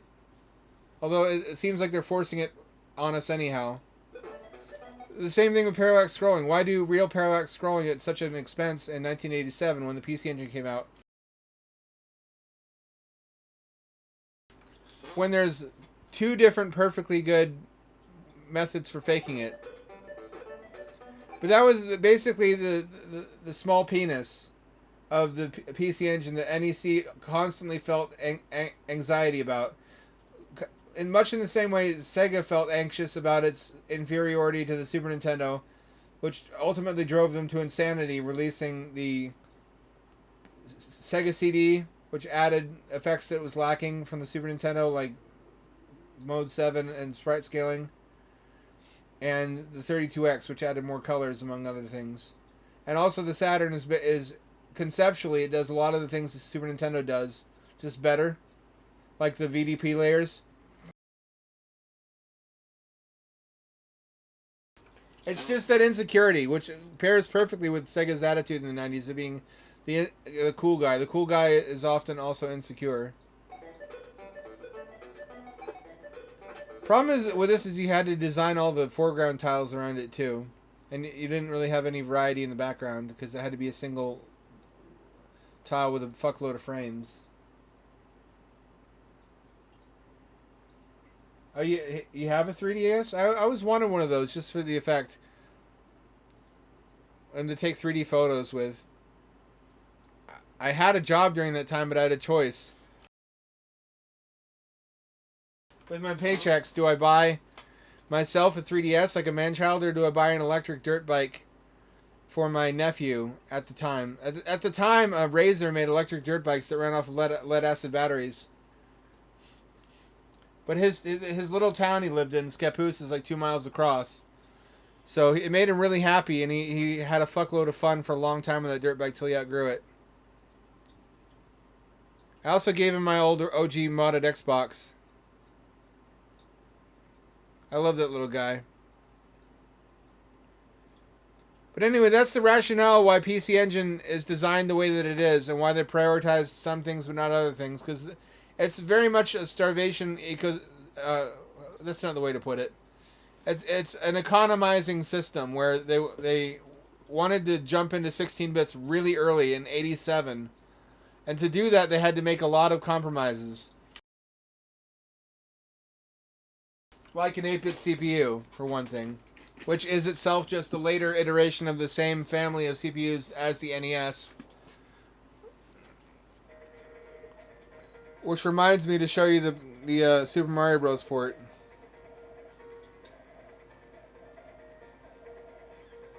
I should probably just do that now.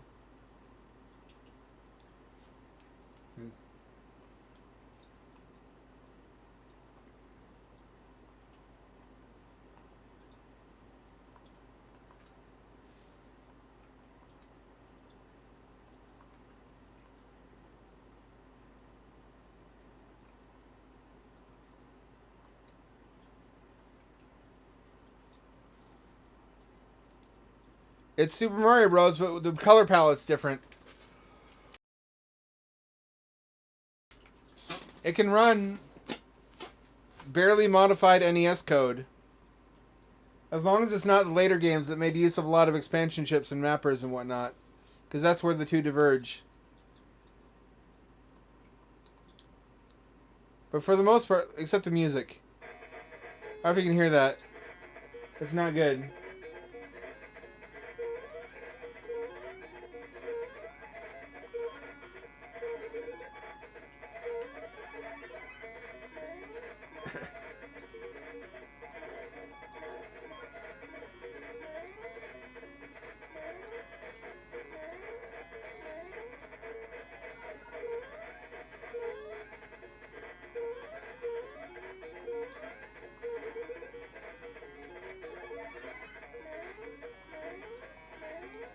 That's that. As you can see, it literally is just a roided up NES.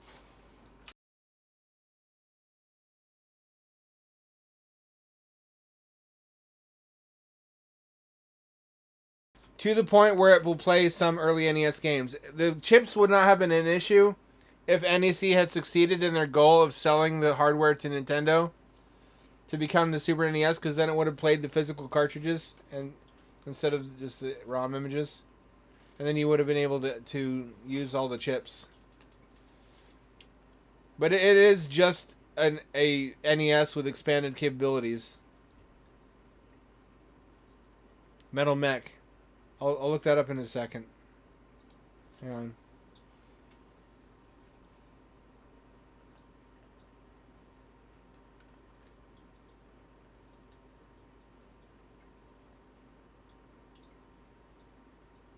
Here's one I really like.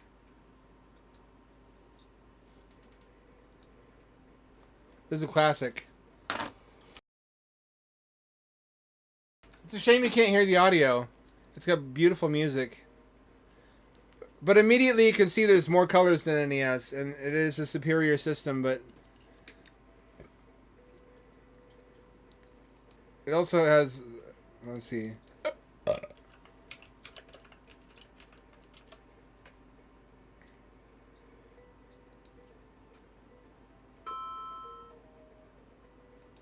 Oh shit, that's like, I see what you mean. This is very much like Metal Warrior.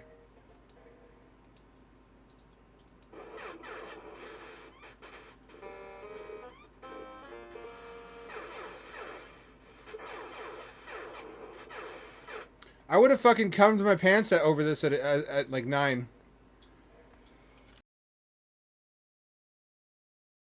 For a very long time, my favorite game to rent was Metal Warriors, just because it was the first mech game I'd ever played where you could get out and get into a different mech. Which I would have to wait until whatever Mech Storm, whatever the Xbox game series was. This is the second one in that series. Let you get out of your mech.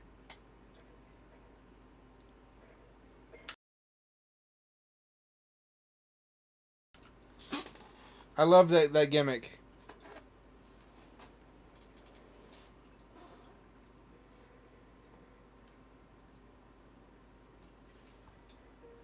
You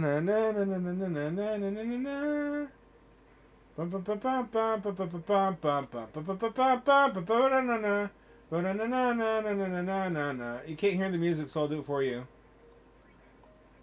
Na na na na na ba ba ba ba ba ba ba ba ba ba ba ba ba ba.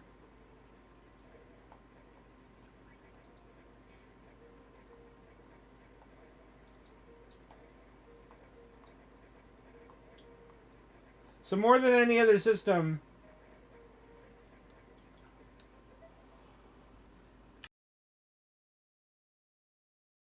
TurboGrafx gave me an insight into how the sausage is made, so to speak, of various 2D raster effects by showing me intermediates. Like what it looks like if you have not quite enough power to do the full thing and you have to imitate it. And I was able to make inferences based upon that. Mechasalt. I liked Mechasalt. The first one was a good game. The second one, despite the fact that you could get out of the mech, was worse. The first one was more pure. And I still love the multiplayer in that.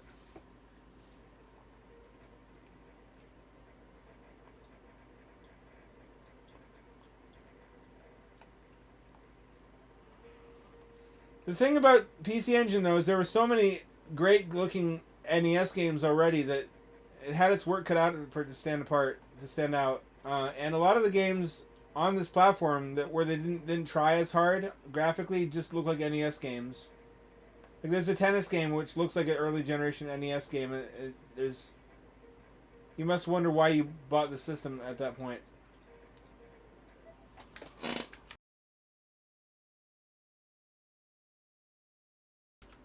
Xbox was another fun oddity. I liked odd systems because it was the first, and it's from Microsoft. They were very experimental.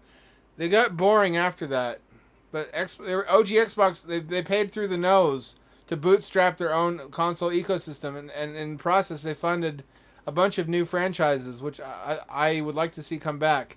And a lot of games that wouldn't have had a home anywhere else, like Gun Valkyrie, Panzer Dragoon Orta, Jet Set Radio Future.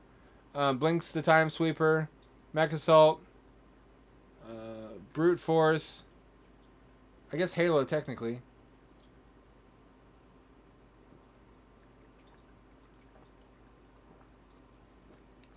Just good stuff.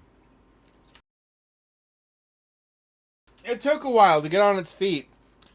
Like you didn't feel like you made a good choice buying an Xbox until like year 3 or so. By then you had like Project Gotham and all that good shit, and you were in Forza, and it made more sense as a purchase. I bought mine later on. I bought mine when they fell to, I think, $170. They weren't doing well. I always bought failed consoles, and I got the successful ones many generations later, so that they were cheaper. I was smart about it because I didn't get that much allowance. My dad would never buy me video games because he thought that they were a perversion of computer technology. Which, I mean, I can understand why now.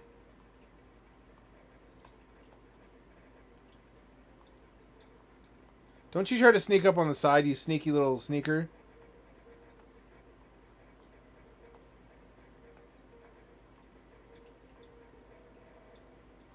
The same was true on PC Engine. The later games look way the fuck better. But like by the time 94, 95 rolled around, you started to see games that actually looked as good as Super Nintendo games. Because they were on CD largely, and they were pulling out all the stops in order to remain competitive. But it was competing with PlayStation by that point. So it's still amazing it lasted as long as it did.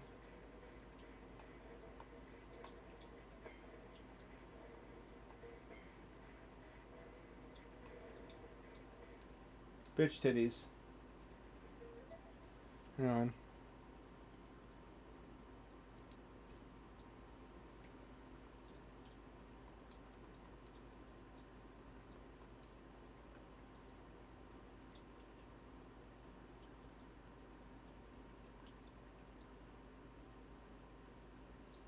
Here's a good game which desperately wanted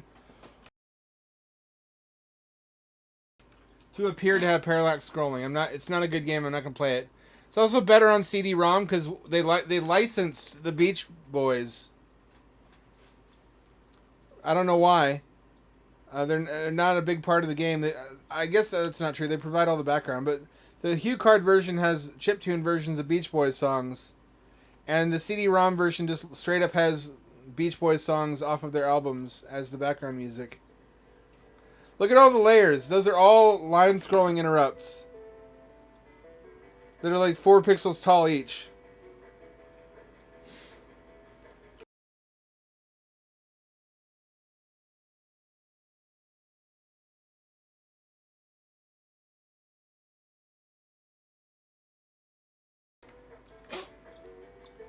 Look at how much is going. Like, and that NES couldn't do that. That's legitimately more than NES could do.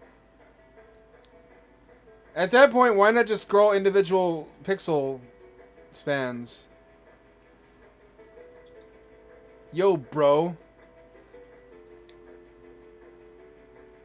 And the stuff overlapping the title is, of course, just sprites.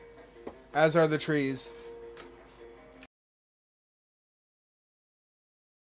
As are the foreground trees. That's one of the cute things about this console, is just looking at... It's like when playing Doom maps, modern Doom maps for the Doom cuties. The little sector constructs trying to imitate more sophisticated games, like making a car out of Doom sectors. This console is full of 16-bit cuties, which is to say, adorable attempts at imitating the effects of a more powerful console.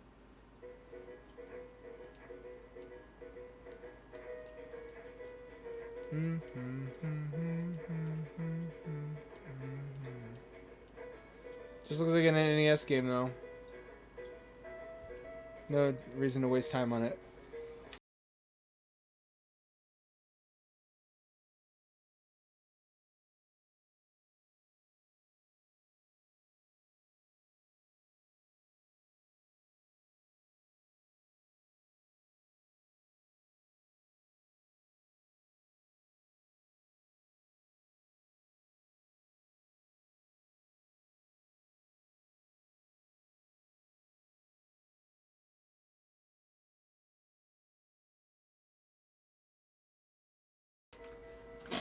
This created so many tiny little boners in Japan when it came out.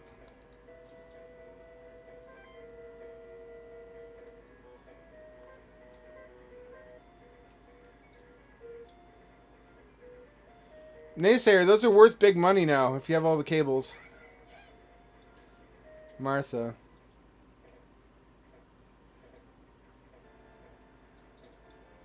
It's kind of sad this is such a novelty game and it has such a bad reputation because the backgrounds are really good. This has some really good looking pixel art backgrounds.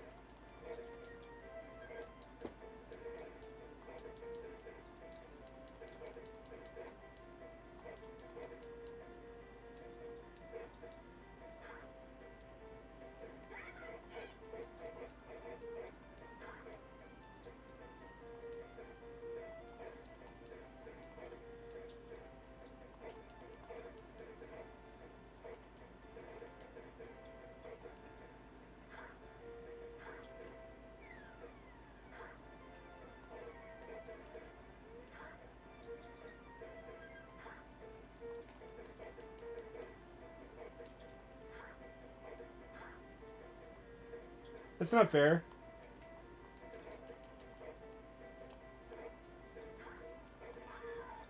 Gotcha. I guess she's a ballerina, but she dances in lingerie. This is what you get when you win.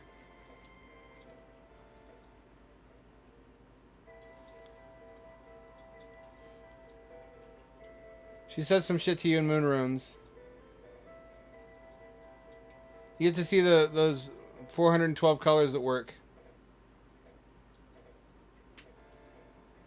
Or less than that. 480, more than that actually. 480 something. And if I win this round, her clothes come off. Which I can't show you on Twitch. But there's like 20 or so pixelated nudes. That reminds me of traumatic memory of when I did early college credits in community college, which is what they tell you to do to save money on college. I got my first couple credits taken care of there. And while I was too young to be there, I think, because I got bullied a lot and just pushed around and laughed at. Also, just being autistic. But I brought my modded Xbox to play between classes because there would sometimes be hours, like 5 or 6 hours between classes with nothing to do, and it took a long time to go home. So if I went home, I would basically just be able to spend 20 minutes at home and then ride the bus back. So I would hang out there. They had a cafe where you could eat overpriced fucking $20 burgers. And they had Sobe lizard milk, which is all I really cared about.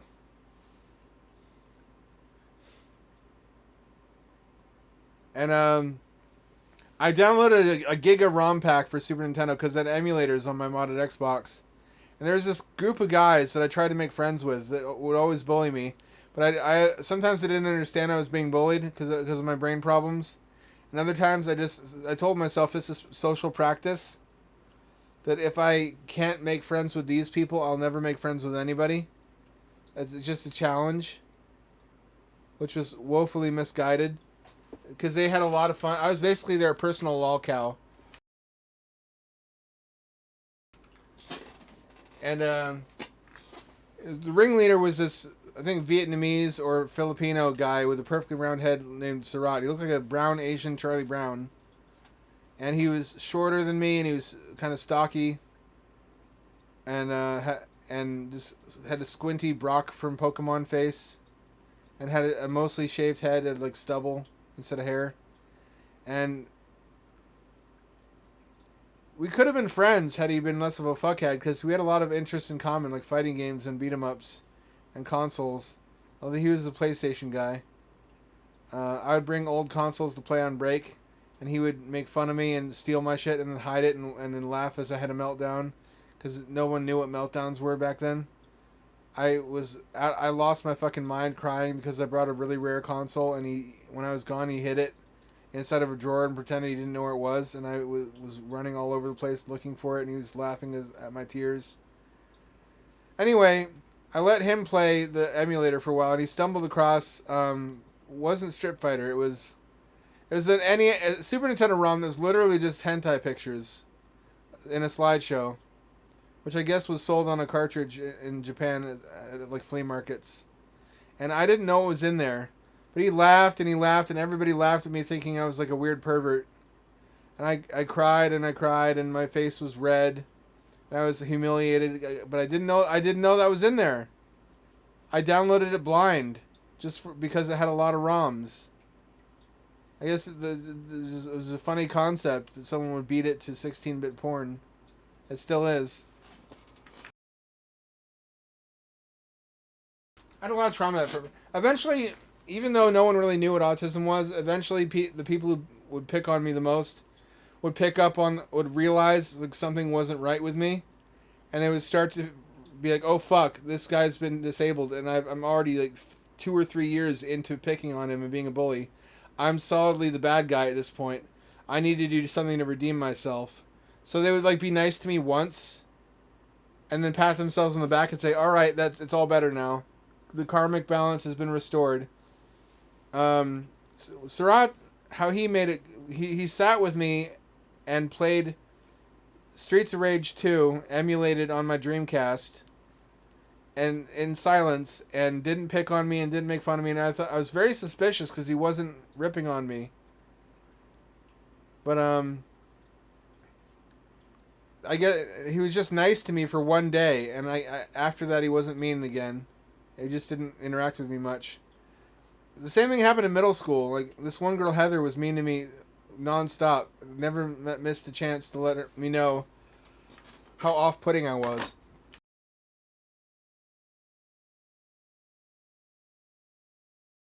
Which I probably was. Autistic people are off-putting. But it's just that I was less adept at hiding my attraction to her. Being that I wasn't really good at emotionally concealment and subterfuge and whatnot and subtlety. So she would always like make a wide berth around me in the hall, like I was a leper or had like turbo AIDS, and say "ew" loudly whenever I came close. Eventually, it turned out everybody hated her as much as I did, because when I wouldn't move, she wanted me to move so she could sit down, because I was sitting on a crowded bench and she wanted to sit next to a friend, but she didn't want to sit next to me. So she's like, "Just get up." And I'm like, "No, fuck you, bitch. Everybody hates you. Literally everybody here talks shit about you while you're not around." And after that, like, all the girls, well, 3 of them, came to me in private and said, "Thank God someone finally said that to her." Like, none of us could say that to her because she's the queen bee here. And frankly, you're kind of low on the totem pole, so you got nothing to lose. But you said everything that we've been wanting to say for this entire time. Thank you. So I guess every so often people appreciate autists for being savage. Usually it goes the other way. I guess she took that to heart and did some introspection. Because on the last day of school, we had a party at one of the rich kids' houses where they had a mansion on the river and they had jet skis. And Heather insisted that I ride the jet ski and get on behind her. And I didn't want to touch her, but she's like, stop being an F word. It was the 90s, so you could just say that. And put your hands around me, and I held onto her midsection, and I didn't like it because by that point, I fucking hated her guts. But she really wanted to give something to me that she thought I wanted by that point, which was physical contact in swimsuits, and I didn't really enjoy it because by that time, like, mentally I associated her with like broken glass, barbed wire, chlamydia, cancer, poison, the stench of decay, AIDS. I did not have positive connotations towards her in my mind, and that's a very important component of attraction for me, that I like aspects of the person.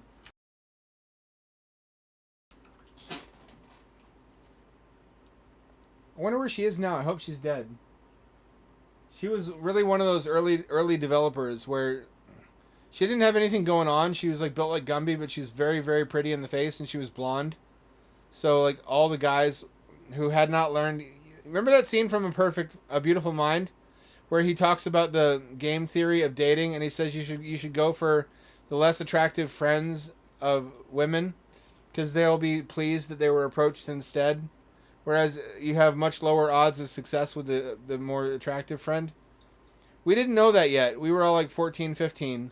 So we all went for Heather and learned a valuable lesson in the process, that all that glitters is not gold. And sometimes, in fact, when you crack the gold open, it's roasted dog shit inside.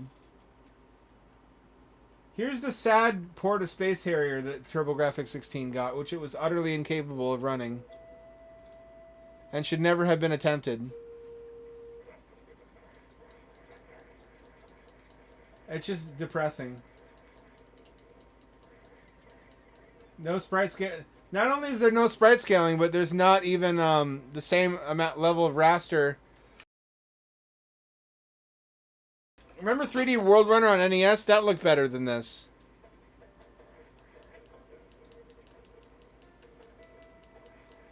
Music is bad. It's not as bad as the Master System port, but it's trying.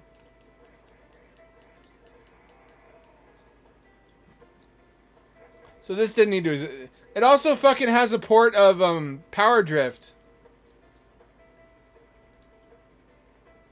which is even less advisable for a console which cannot even do parallax scrolling to attempt. Let me show you what that looks like.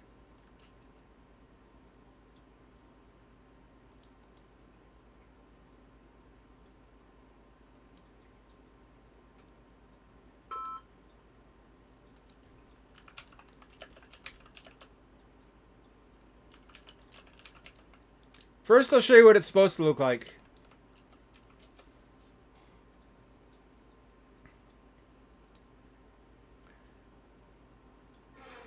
Power Drift is a game that relies very heavily on being able to scale lots and lots of very large sprites,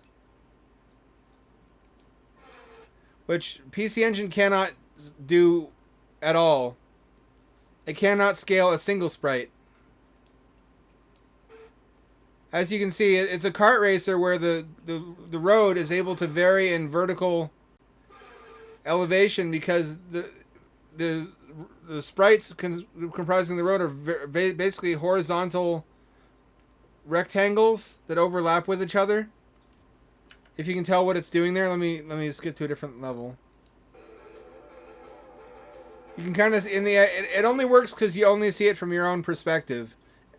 when it has a flyby camera, everything looks wacky and strange.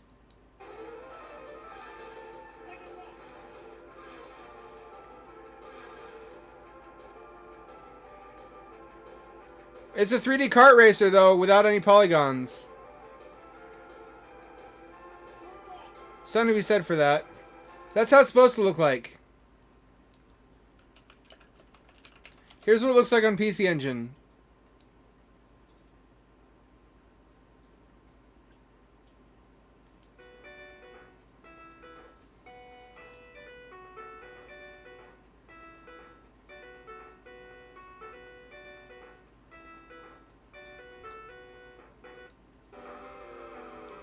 An admirable attempt, kind of.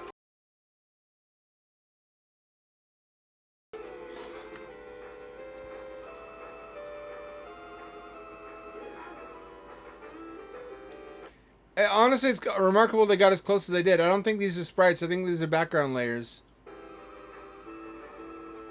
Or rather, background tiles.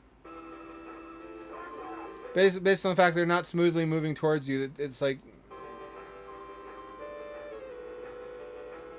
But it just makes me sad. It just turns my big peepee into the small peepee. They should never have tried to do that.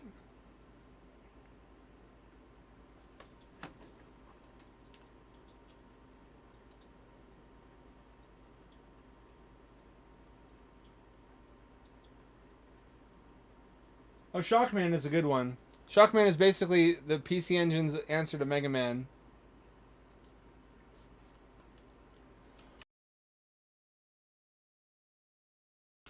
So you might say, if you're loading ROMs off SD, what's the difference between this and emulating? The difference is this is FPGA, which means way less delay and way less inaccuracy.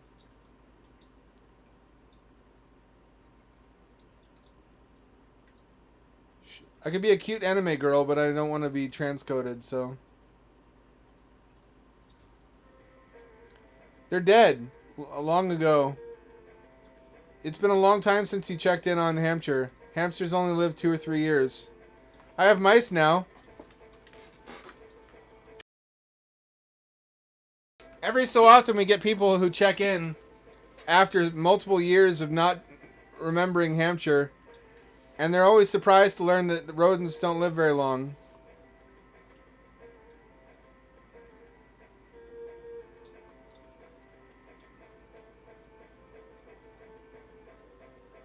Is that a story? I just like the style. It's sort of River City Ransom-esque. You see what I mean? What's going on here? You're a shock man. Get him, boys.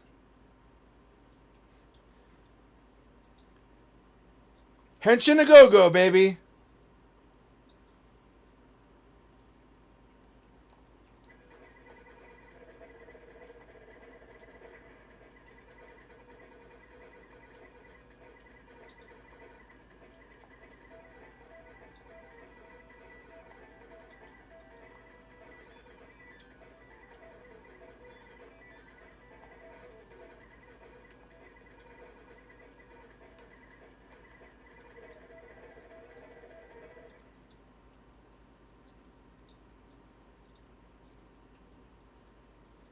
Look at that pixel art.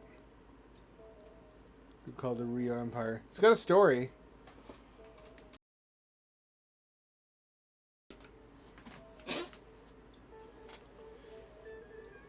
River City Rampage has a PC Engine version also with better graphics. Oh, and CD music. It's on CD. There's a repro with an English translation. Oh. I'm rehoming the mice. I'm trying to on Craigslist. It's hard to find anybody who wants really old mice, though. I'm getting ready to put the regular habitats back in the water, if nothing else. That's where the turbo buttons come in handy.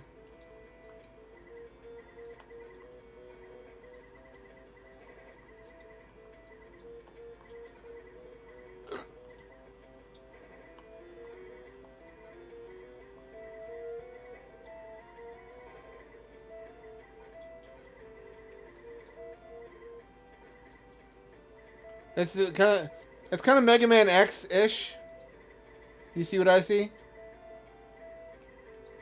And it's even in the name, Shockman versus Rockman.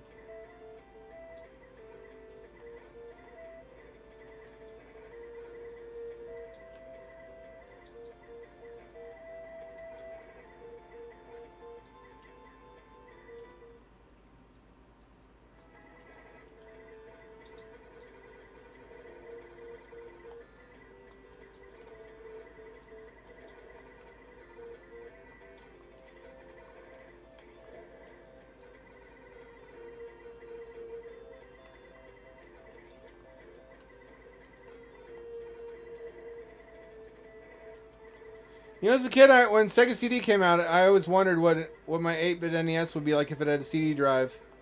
PC Engine answers that question. And then it's technically 8-bit. I guess there's less of a point to that. If the graphics are that bad, to be able to store more of them. PC Engine has enough colors that it makes sense to have a CD drive.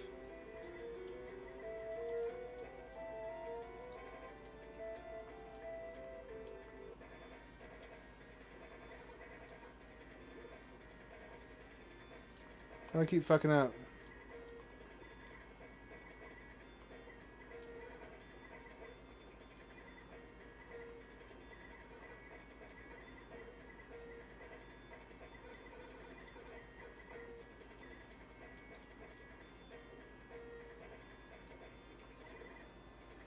Anyone old enough to have had an NES in its heyday remembers how bad the arcade conversions were, like especially Ninja Turtles. I remember being particularly disappointed by how bad the first Ninja Turtles was the original game on NES. The second one was a port of the arcade beat 'em up. And it was so much worse that I was really disillusioned. Which makes sense of why the 16-bit generation was such a big deal, because a lot of the really popular arcade games were 16-bit, and we were able to get much closer approximations of arcade games on Super Nintendo and Genesis, and even PC Engine. Some of the biggest games were shit like R-Type and Gradius. And just arcade games that we couldn't have had authentic fuck. There is delay.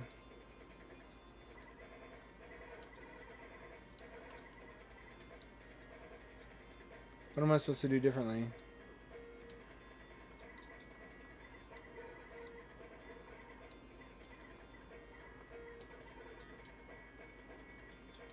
You got me.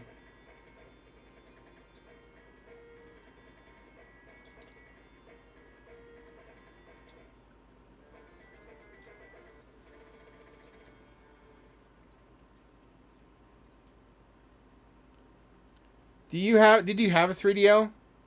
Like at launch? Or at all during its heyday, or did you buy it after the fact? Even 3DO had like 5 good games, and some games that weren't good but were interesting. One of them I bought was literally just a graphics demo. It was just a collection of tech demos, which I guess if you bought a $700 console, on the promise of better graphics, you'd want to be able to show it off. I bought a lot of interesting, weird, used 3DO games from a used game shop. That was one of them. Another one was Monster Manor, which was ass. And a good port of Wolfenstein. So did Jaguar, though. Let's be the cute anime girl this time. Just for... Never mind. We don't have the option.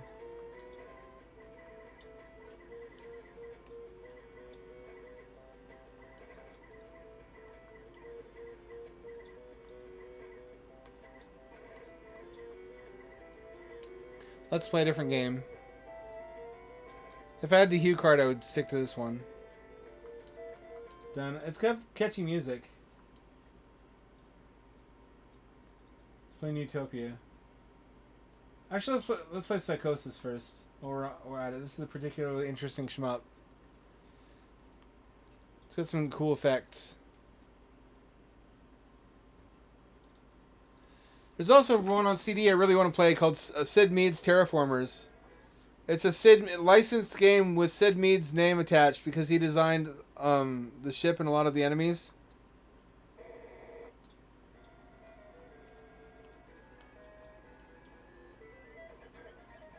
Again, I don't need to tell you that this is just line scrolling and line interrupt between the beach and the water and the sky.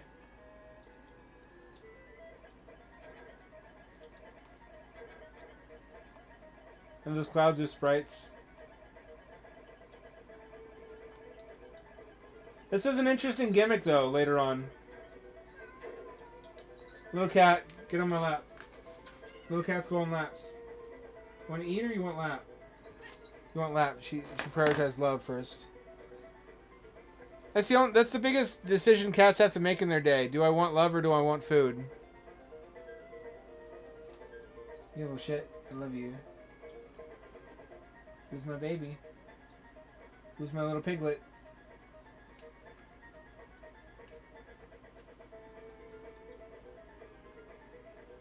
Who's my gatito pequeño? I'm gonna hug you. Press P to pet the cat.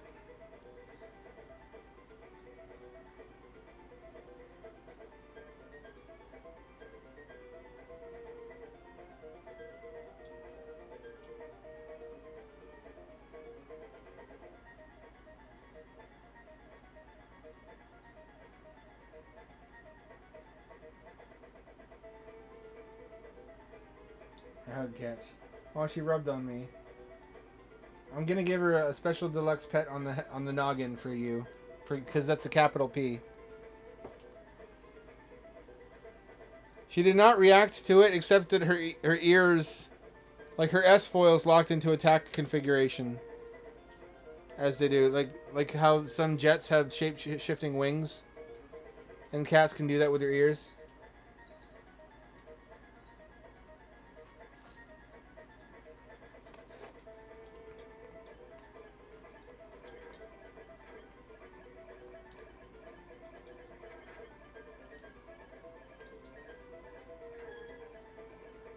See those little balls? Giggity. I can change their direction around me, and I can also close them or open them. That's the gimmick of this game, one of them. Besides having really weird creative enemies. The graphics also get marginally better.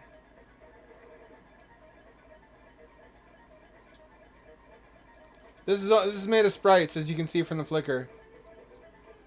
It's not a background layer or foreground.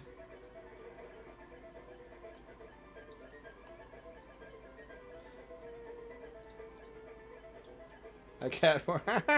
I thought for a second that's really a real military thing. You gotta really love shmups to love this system. It doesn't have as much in the way of RPGs or platformers. I don't know if it has any sports game, hardly any. It's almost all shmups. Fuck, shit. It's got a continue point.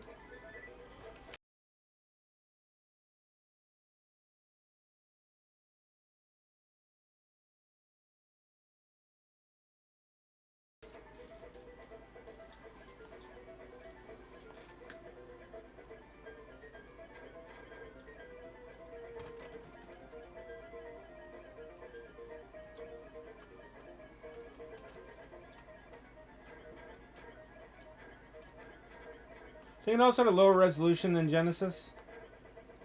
The Super Nintendo. It shows. Hang on. I got the na.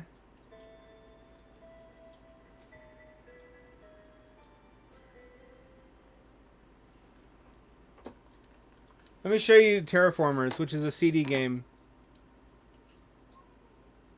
I love Sid Mead, so I'd have to have anything with his name on it.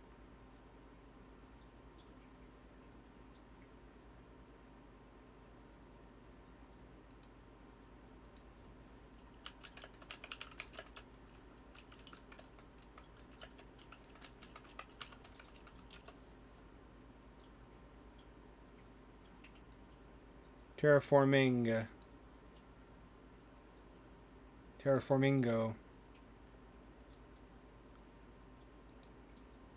Is that scrolling? Is that vector scrolling? Holy shit.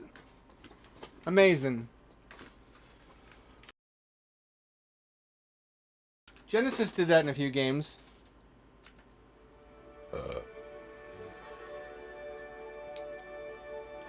Look at how well these cutscenes have aged. Look at how good they look now compared to early FMV. These cutscenes plus CD music is what really helped this system hold out against better machines.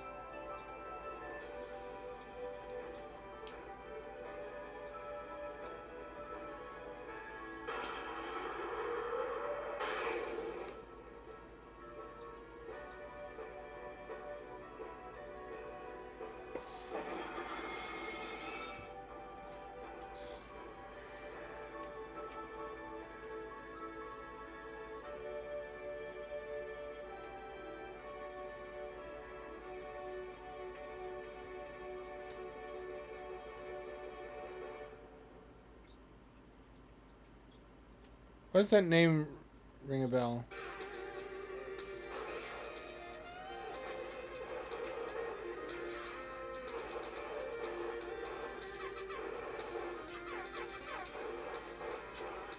Was it a sexy game? 3DO had a lot of those too. It was kind of the PCFX of the West.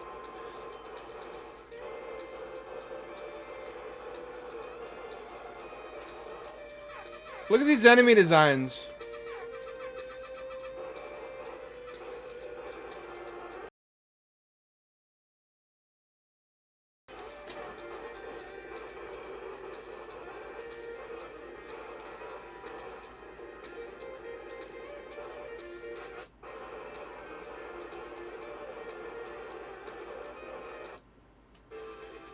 Look at this pretty sunset versus an ocean and turtle.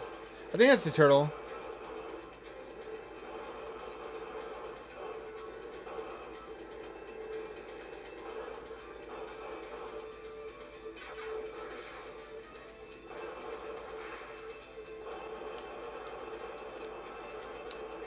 They weren't all choose your own adventure. 3DO had the Horde. The Horde was a pretty good strategy game.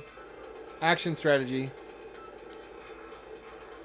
3DO had Gex. Gex is better than he gets credit for.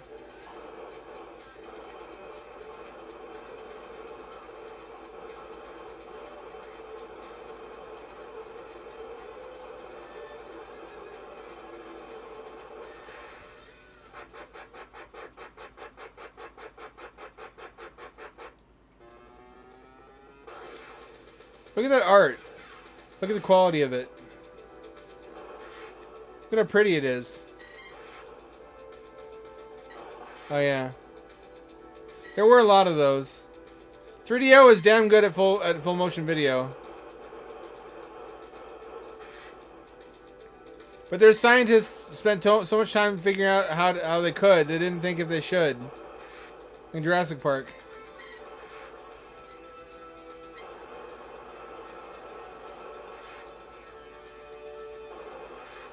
Listen to that music. This is up there with Lords of Thunder.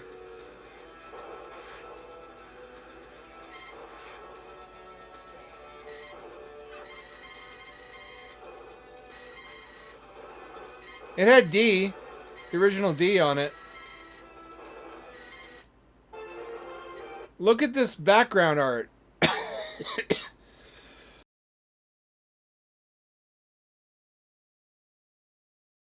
Look at how lush that is.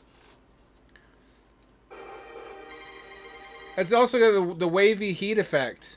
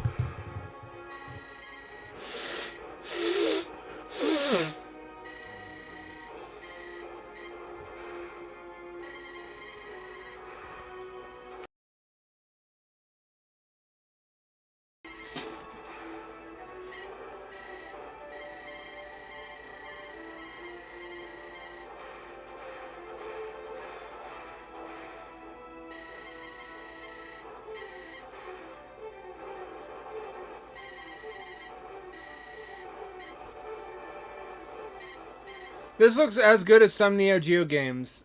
Just gonna say it.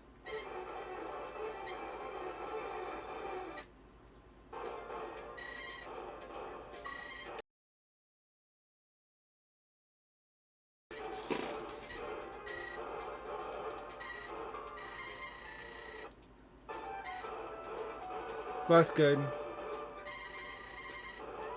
I see the Sid Mead influence.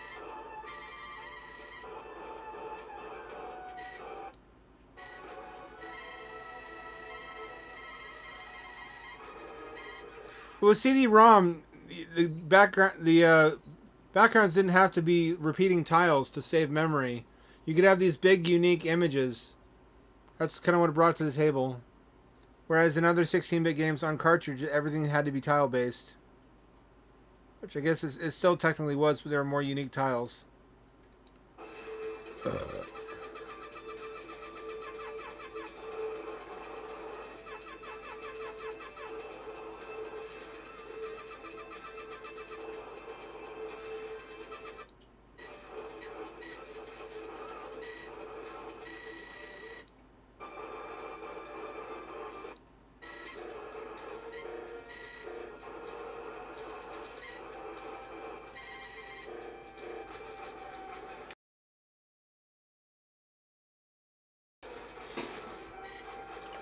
But you can see what a crutch the CD-ROM drive was, in a good and bad way. It really helped the PC Engine transcend its limitations, and it needed that boost the most out of any of the consoles. The other consoles were mostly fine with cartridge. I mean, Echo the Dolphin had a better soundtrack on cartridge than it did on CD. Mostly because the CD soundtrack was just fucking Enya. And I'm not making that. That's not a gag. They really did that.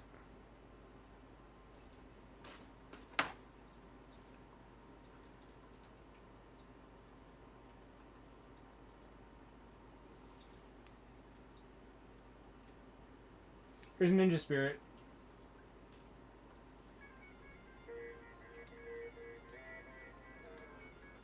Which I like better than Shinobi.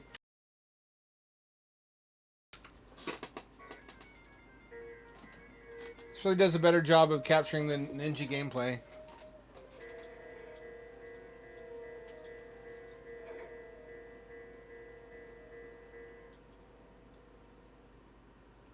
Yes, indeed. Let's go a little cutscene. I guess you come back from the dead? So you're an undead ninja?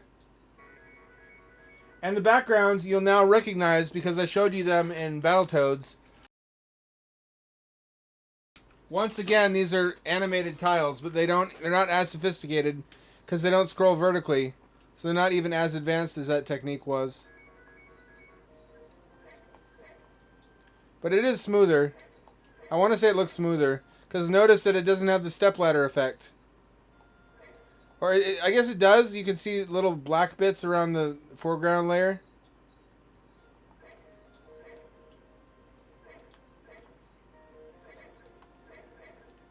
Being able to stab down is Kino. Fuck you down there. Don't you try to stab up into my butt. And my balls.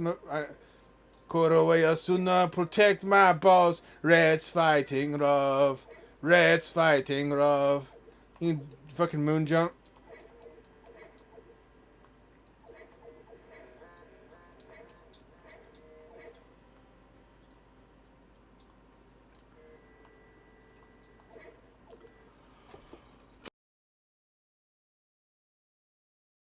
I think what's happening here to disguise the technique used is just very small foreground tiles, so there's less of a stepladder effect.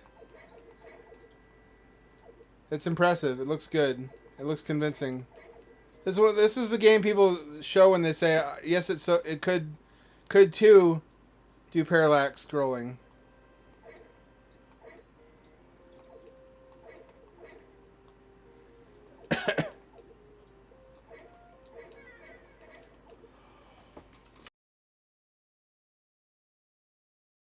But again, if you think about it, parallax scrolling is just eye candy. It was never critical to gameplay. Got my little shadow buddies behind me. It's like that evolution mural where the guy in front is like, they're right behind me, aren't they? Why are these monkeys following me?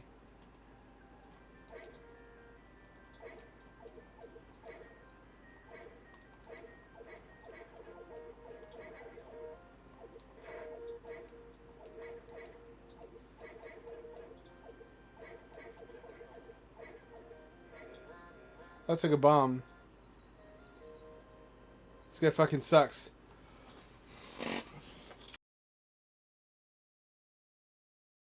I like the alt weapons. This one has like a chain blade. I don't have it yet though, unfortunately.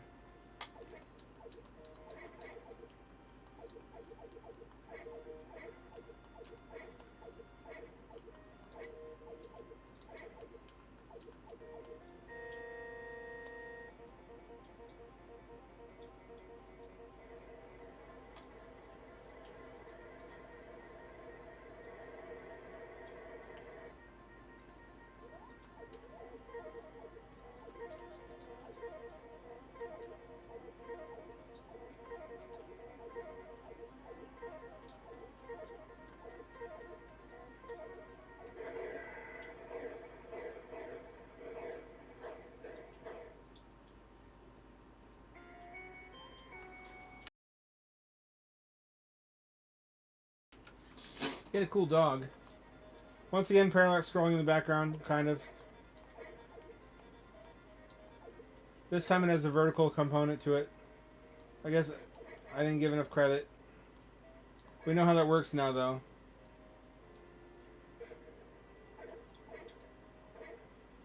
This is why they didn't consider it crucial to have that feature in the hardware.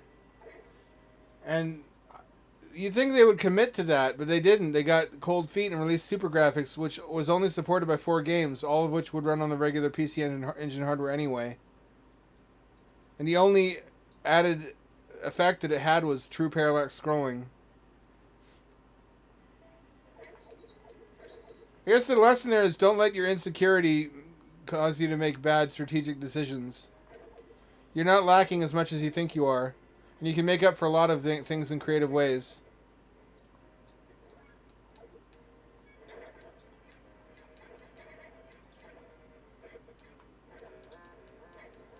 This is a shuriken. Got my flame shield. This is the weapon I talked about.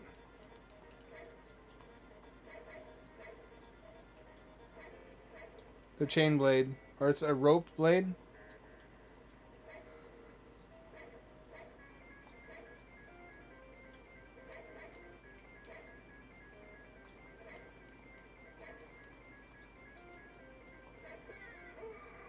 Fuck.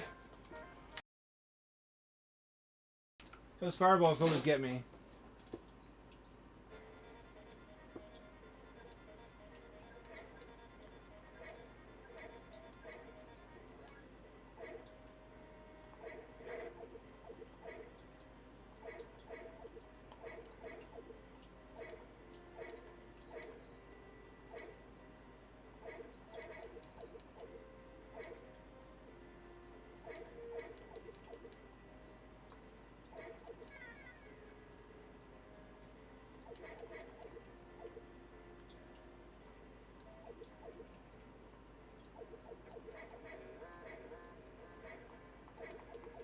I wish it supported better controller. I do have an 8-bit DOE Neo Geo CD controller, which I would prefer to use with this, but it only works when plugged in over USB.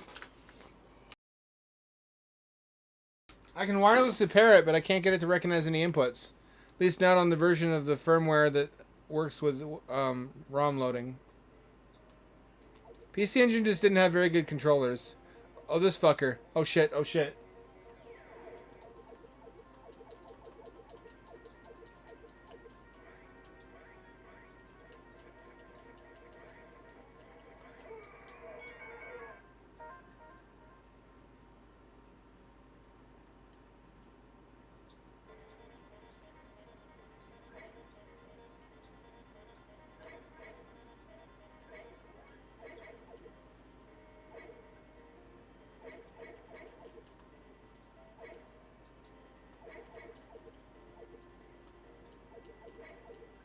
Fun story, I first got my initial exposure to the library of the PC Engine on the GP32.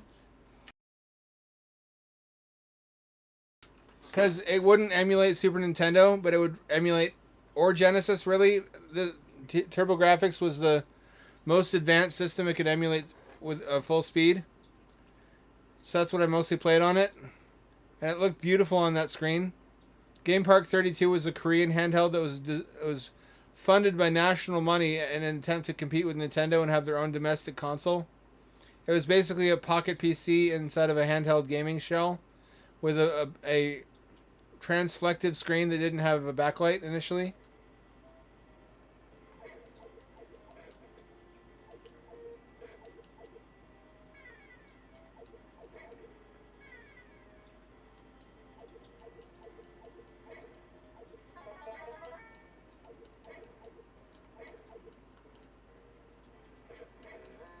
Wonder if there's an emulator for that thing. It had some exclusive games like a Vegetable Man platformer and a RPG series.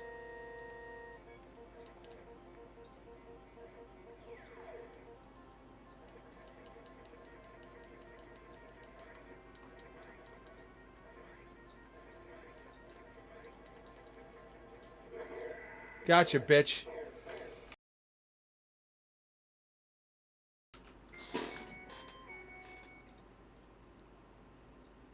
I had a great time with that system though. If it doubled as an MP3 player, you could play MP3s. You could kind of play movies on it, but not very well. You had to use a special program to downgrade them, to transcode them to a lower bit rate, so everything looked like shit at 15 frames a second and bit crushed.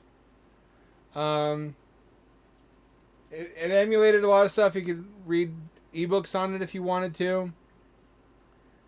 It used smart media cards, which was one of the early Flash formats. It could play XMs or mod music, which I availed myself of a lot. It's kind of the early predecessor of like having a modded DS or PSP in terms of all the shit that it could do. It was great on airplane flights back then, just because it could do so many different things. Like the Steam Deck of its day.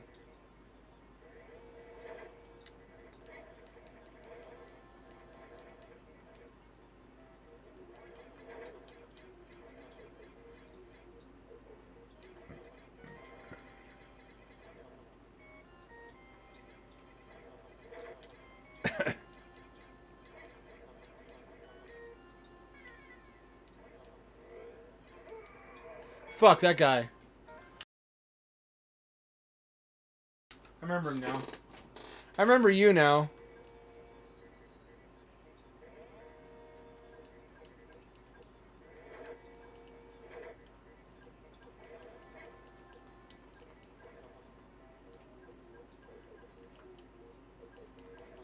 What, you have guns now? How do you have guns?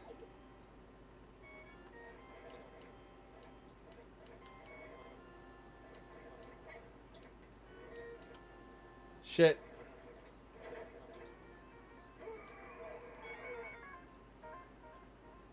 The big motherfucker always gets me.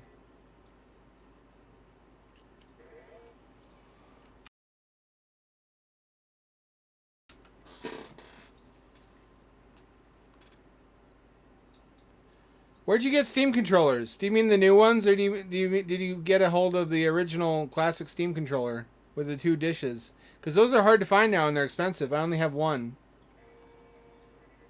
I'd love to have a couple more.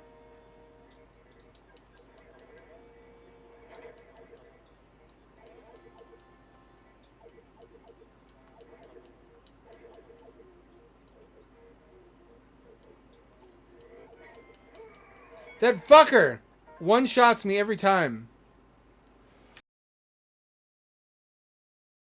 That's really the only thing that will do, because it has the gyro and the touchpads, like the Steam Deck. This is the only thing that replicates the experience. How do I get past Gigafucker? There's like I'm like Virgin versus Chad here. He's like the Japanese Giga Chad.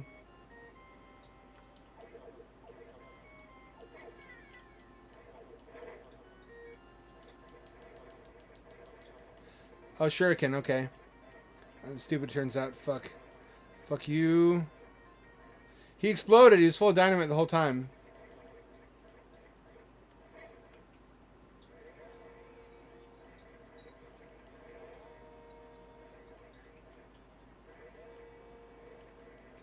What secrets hide within that tree gina? Dare we be pioneers and explore its insides?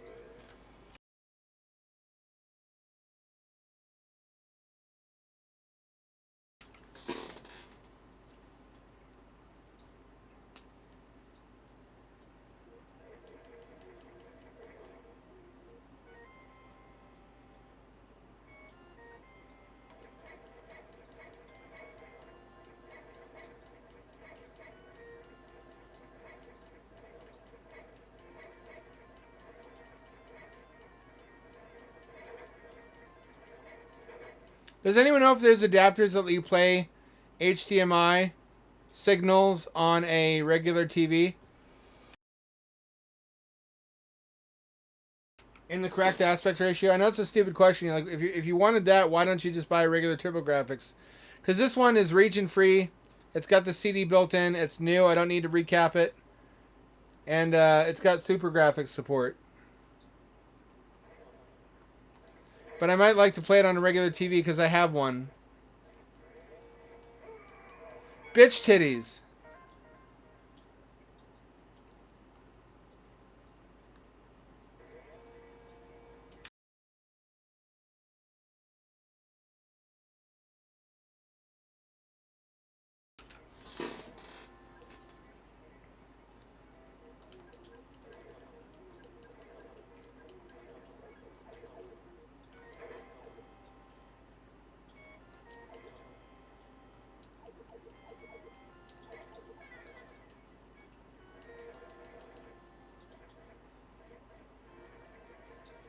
So we can't beat him in the sword fight. You have to get him from a distance.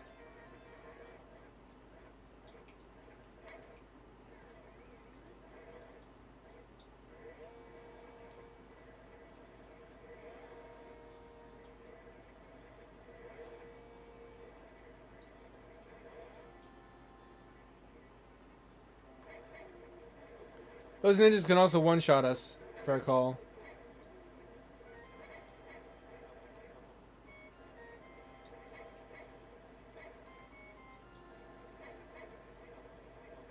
When did this become Metal Slug?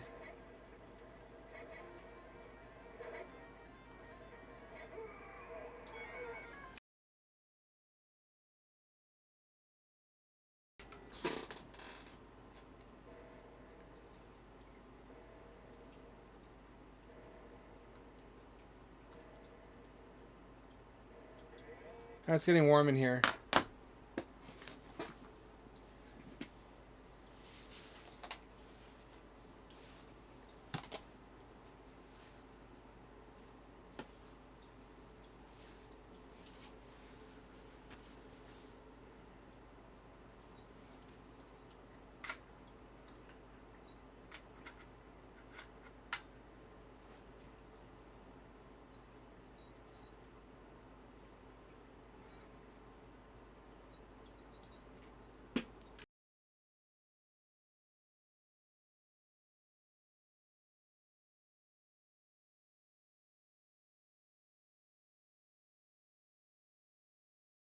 This one's addictive. This system is really helping me remember why I started loving video games in the first place. Just the challenge and the artistry and whatnot.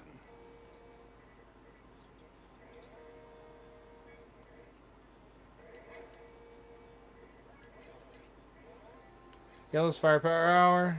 Fuck, I got hit by a bullet.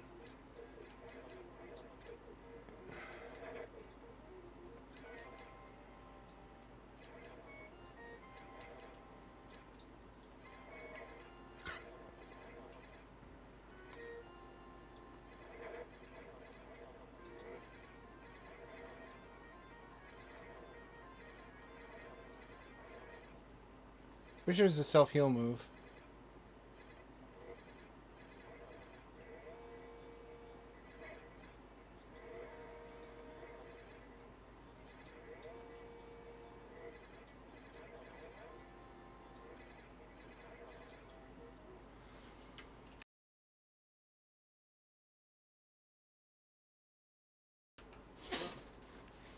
So do you think we're getting Stray 2 now that Annapurna has lost all of its talent?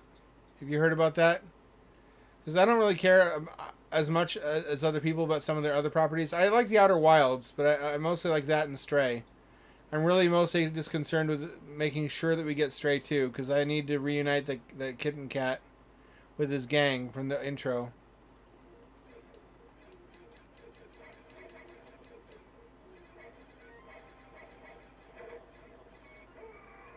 So there's guys with the guns that get me.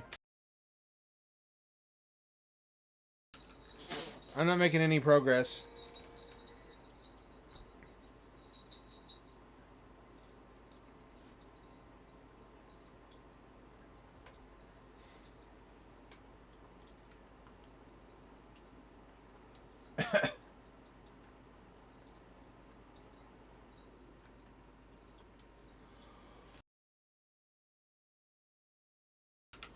This one's pretty good. I remember renting this on Super Nintendo with Jennifer, my childhood friend and sweetheart, who gave me my first kiss.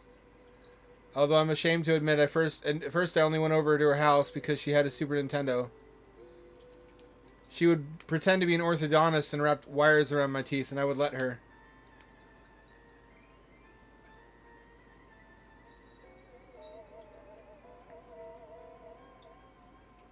Like, a blonde girl wants to put her fingers in my mouth. I have no objections. I really wasn't awakened to girls at that point. I was mostly into the Super Nintendo. Do you see that little resolution effect imitating the one on SNES? That's adorable.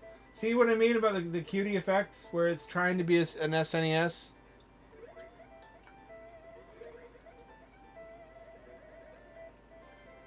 If you played this on NES, you played this one too. This is just the same thing with better graphics.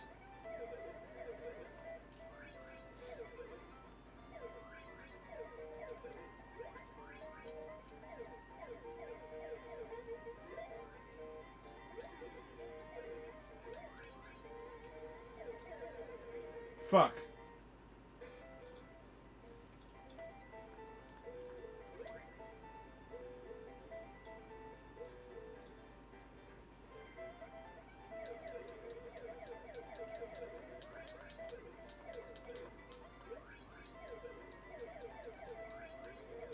Also, does anyone know, does anyone have prior experience with postnasal drip? It may be an allergy causing it. I thought it was dust before, but I have 3 separate air filters in this room running 24/7, and one of them has a parts per million particulate matter detector. And Google says the healthy amount is below 25 parts per million, and this says I'm down to 8 currently. So it's not particulate matter in the air. You told me about it. What did you recommend? Because it's not... Apparently it's not dust or anything in the air. It's got to be something else. And it better not be a cat allergy, because I'm not willing for it to be that.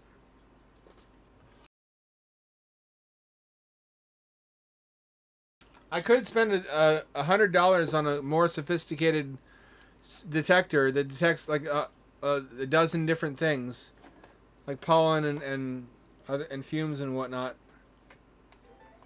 I'd really rather not do. I guess I could just buy it and take readings and send it back to Amazon.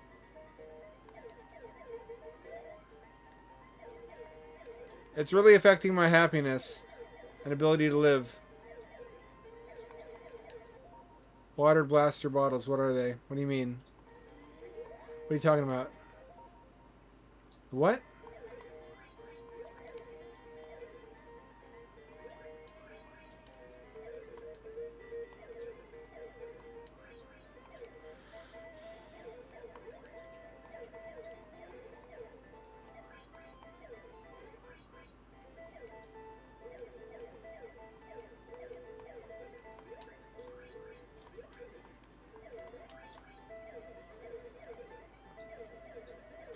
I use that. Fuck. That was only a temporary solution though. I have to do it every day. You mean a neti pot? N-E-T-I? With salt water? Yes, that's what I've been using. It lasts a very short amount of time.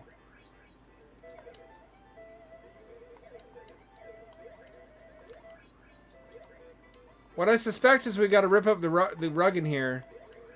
That would be a costly and time-consuming solution, so I'm trying everything else first.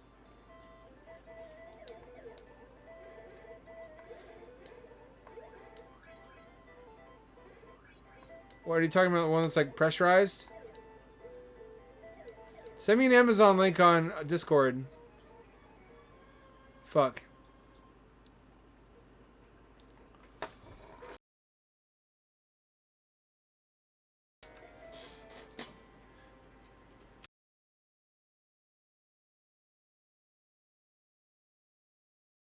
I wonder why none of the consoles prioritize the high resolution mode. Trying to max out TV resolution. I did. I did go on vacation and the effect did disappear after about 48 hours.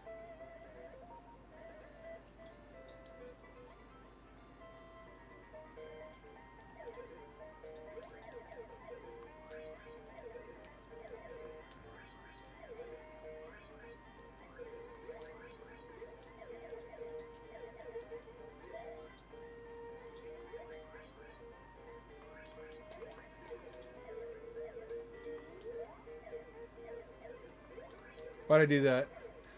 I can hit the rocks? Shit. I at least want to get to the cave level. So it is something in the environment.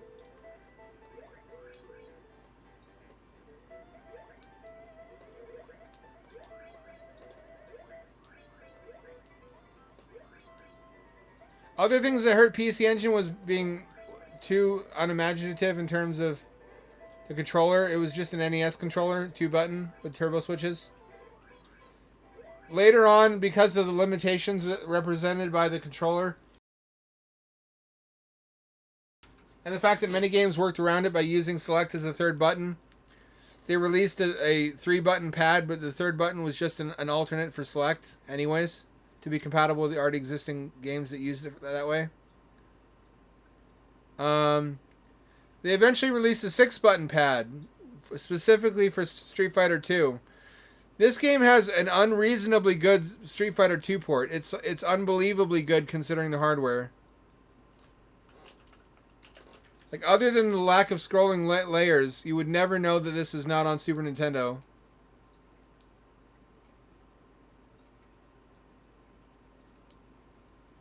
Look at this. Look at this and tell me this is on an 8-bit platform.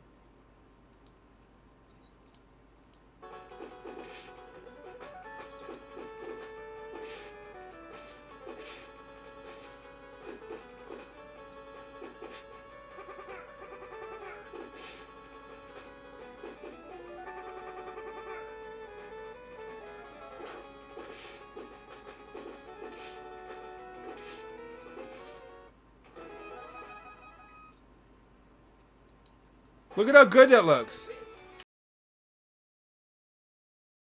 It's even got the line scrolling floor.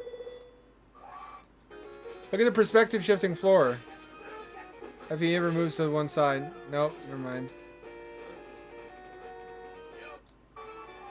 See? It's got the perspective shifting floor too.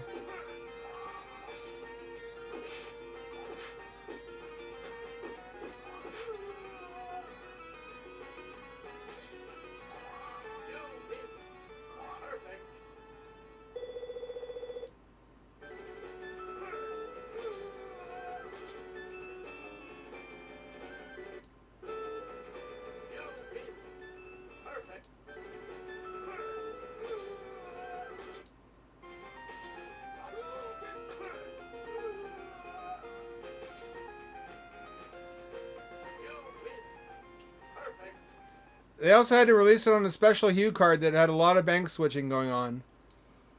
It looked weird. It was like chonky. Because it was like 3 or 4 of them stacked. They managed it, though.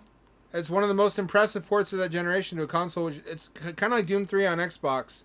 Or Half-Life 2 on Xbox. It shouldn't have been possible. Damned if they didn't do it.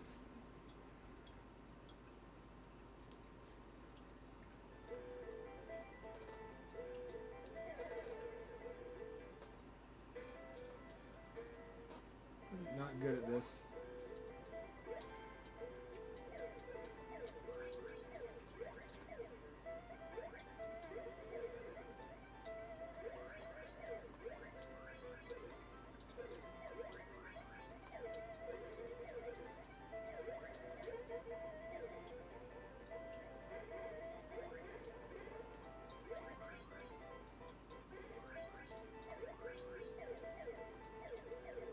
I'm focusing.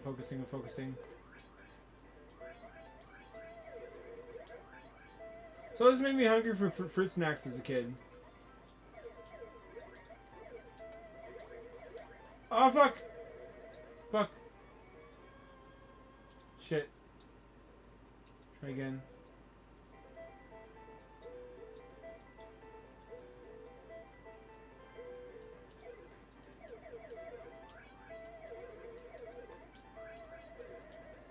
I remember being mind blown by seeing the third game in this series in magazines, and there were animal friends you could ride on. Or was that the second one? It was on NES, and there were like dinosaurs you could ride. Stop saying you cows. You're making this degenerate. It's not that kind of stream. Although probably they did have Hue-Cow based games in Japan on CD. Which is really funny and ironic that PC gaming is associated with porn in Japan. Considering how many of those kinds of games were on PC Engine CD and PCFX. I guess for a very heavily embarrassment-centric culture, if someone came over to your house and saw that your main console was a PCFX and it had a reputation for having almost all porn games, that'd be a bad look. So it's really only shameless people they could market it to.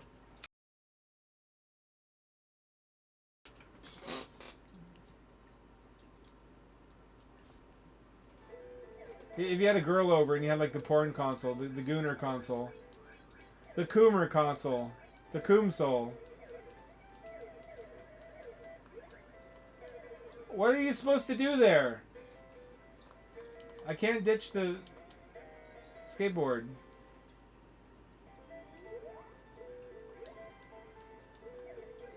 When your brain lags trying to think of a simple word, do you ever think, "Oh fuck, I'm old. I'm slowly decomposing as we speak"? I used to be sharp. I used to be fast. I was so sharp as a young man.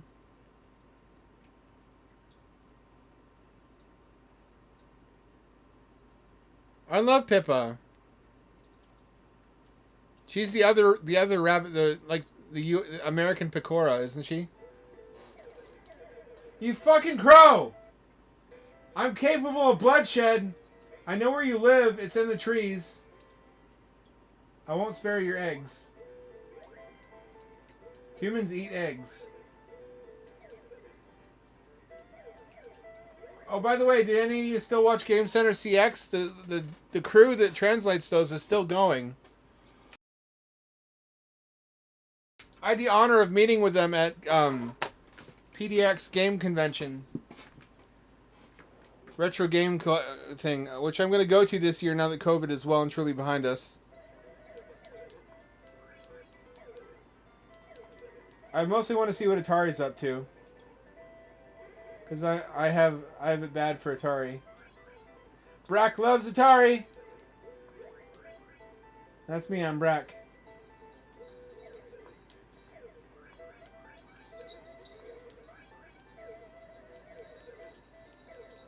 Fuck, you fucking frog! There's 4 colors in that cloud.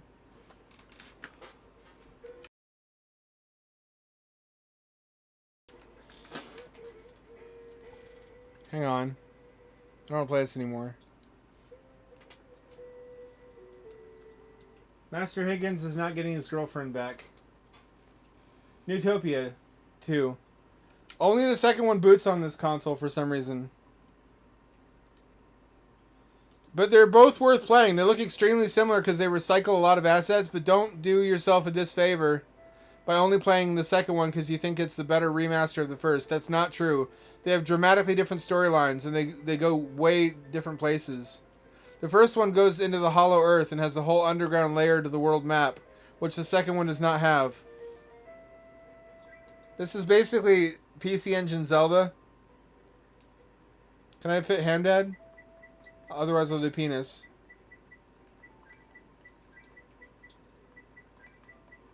Just barely.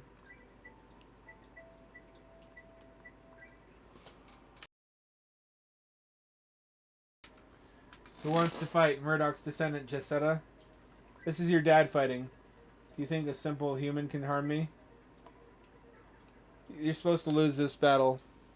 That's your father dying. Don't die as Jazida?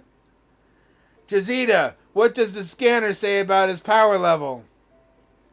It's quite high. It's over 9. So, like what, 10? Handad, a terrible beast was trying to kill your father. It was a dream. Maybe something really has happened to your father. 1 year ago in the lands of Utopia, a terrible labyrinth began appearing. This led people to think the evil one would rise again. Your father went to Uri's shrine to search for the truth. No one's heard from your father. Many have seen terrible monsters roaming the lands. I think Jazida is the one you play in the first game.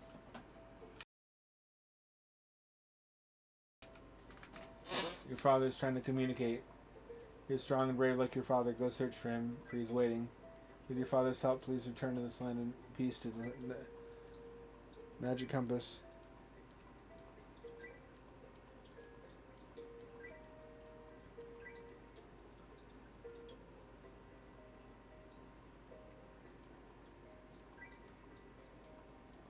The problem this had is that it was trying to be better than Zelda on NES, which it is. But then it was completely fucking blown out of the water by Legend of Zelda Link to the Past, which was a true generational leap, not an incremental upgrade. Sega always had the same problem too, is that they were incrementally improving on Nintendo, and then when Nintendo would release their thing, it would completely blow the fuck anything Sega did out of the water. Like how the Saturn was just like a conceptual improvement to Super Nintendo, but then N64 was a whole generational improvement on that. This is basically just better NES Zelda. But it does have really charming text, like this. Hello, I'm still around from the first game. What a great sequel.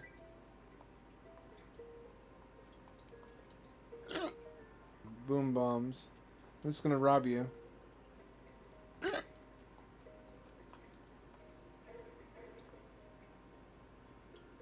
Yeah, just push up since there's not a third button.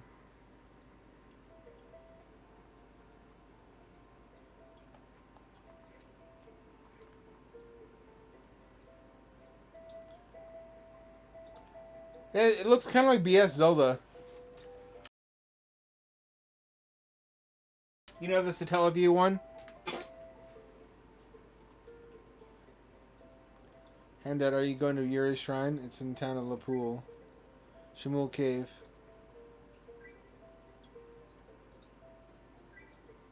Thank you. I played this all the way to the end on Xbox, which is also where I emulated a lot of PC Engine. What is the evil one? I can't be found. Looks like an RPG Maker game, doesn't it? You can attack diagonally in this game, which I don't think you could in the first one.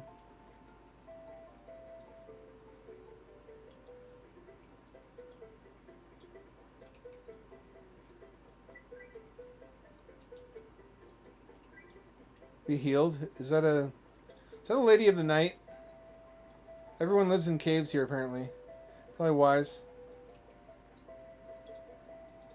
This is a trash D-pad.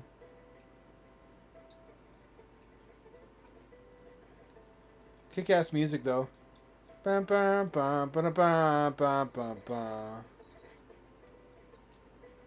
But it is just Zelda 1 with better visuals. That's not fair. It improves in various other ways, but it's not like like Legend of Zelda: Link to the Past was a whole new world. Like the Mode 7, not Mode 7, line-scrolling world map.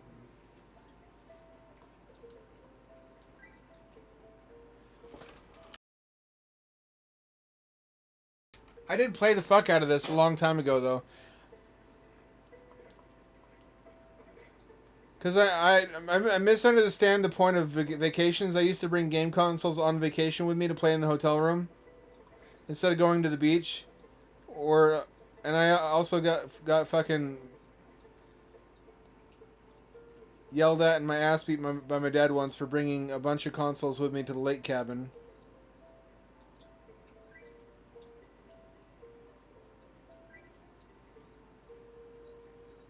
It was fun explaining to the airport people why I had an entire original Xbox inside of a backpack.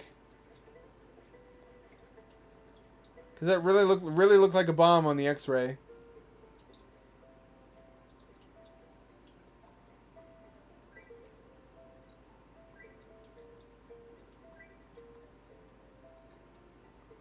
Let me find Urius Shrine.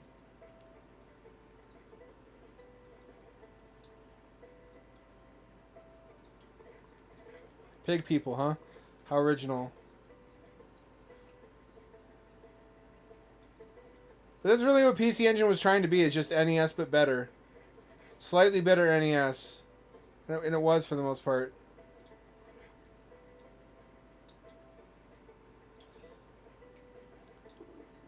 That's statism.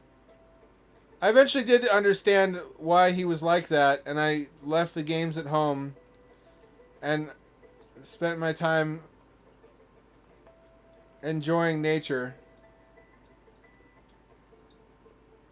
But that was only after he let up. Because I didn't want to be forced to do anything.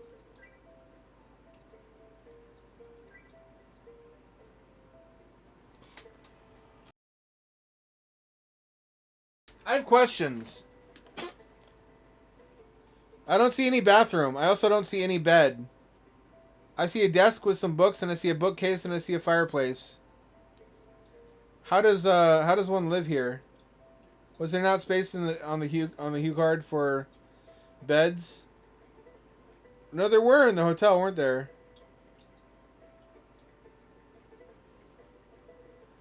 It's very charming, though, isn't it?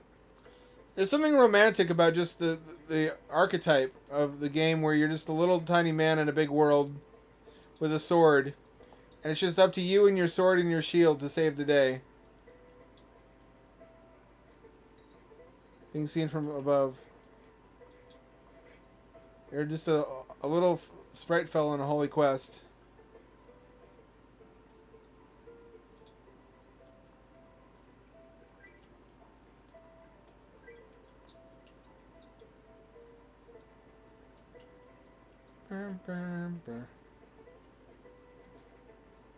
Those are evil. This is the cave they talked about. He was from blocked with full of lava. Chalice of Agony. Tamil Labyrinth.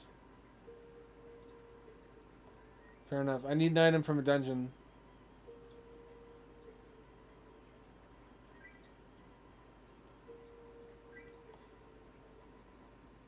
This is slightly better graphics than the first one, but a much less ambitious. I shouldn't say that. It's much more polished. The first one had more going on with the underground world. This is more by the numbers. And that it all takes place on an overworld. I'm back to where I started.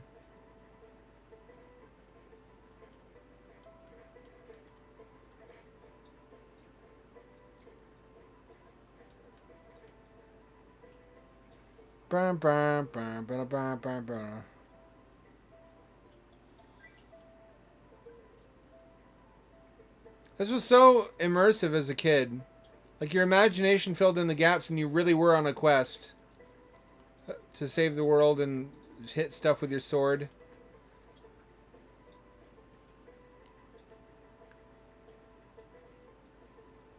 Now it just makes me feel wistful, I guess.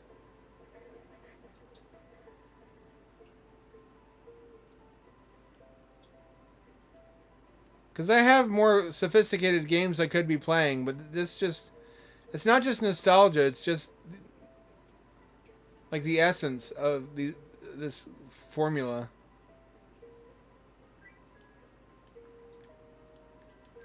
You're inside one of those.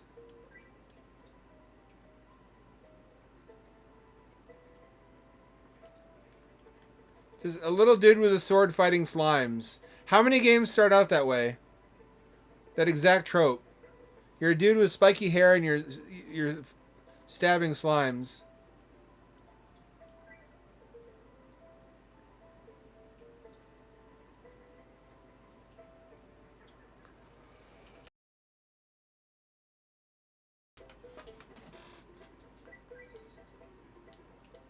They do have bed sprites. Why are there not beds in any of the houses then? There's also not a clock in any of the houses.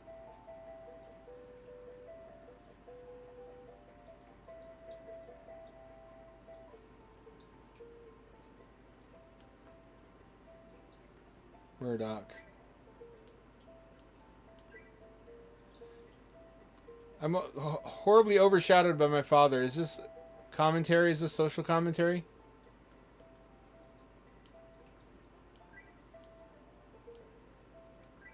They're all telling me how great my dad is. Is this like when you're starting out as a salaryman and everybody in the office tells you they know your dad?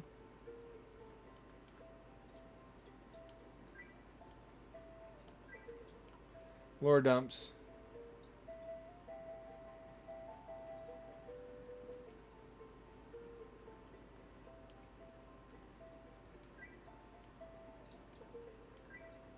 I don't know of any Metroidvanias on PC Engine. I could find out.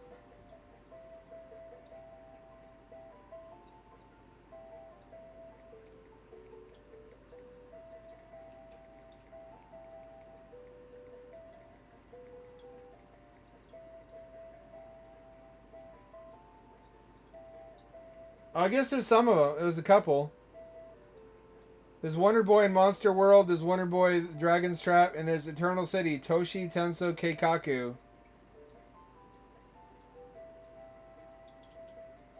An arguably dynastic hero. There's not a lot.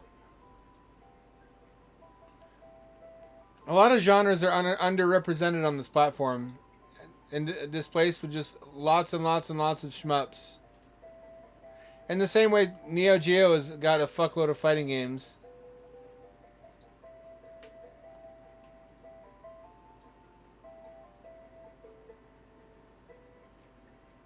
This doesn't feel right.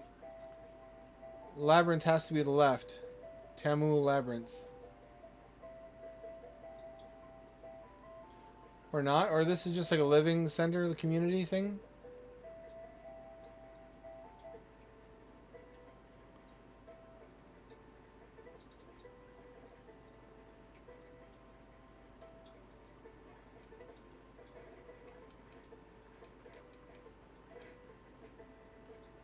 I do remember buying, because I bought a Super Nintendo after the fact, after like PS1 and N64 were already out, I didn't really know what I was missing for the most part because I didn't play a lot of its best games. And when I first played Link to the Past, I was mind blown just by how engrossing a 16-bit game could be. It's certainly a step above what we're playing now. Just the storytelling in particular, like the intro sequence on a rainy night when you hear the psychic distress call by Zelda, and your uncle dies trying to save her, and you have to pick up where he left off.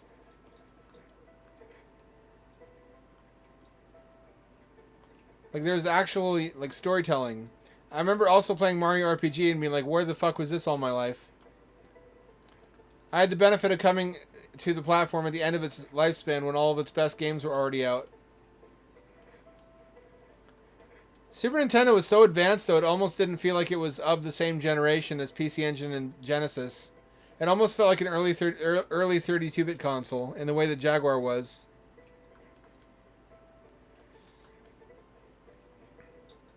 Because it had just rich colors, parallax, transparencies. It could do fucking. I mean, it wasn't Neo Geo, but it was damn close. As close as you could reasonably get at home for an affordable price. It's a very powerful machine. Despite the fact that its central processing unit was weaker than Genesis.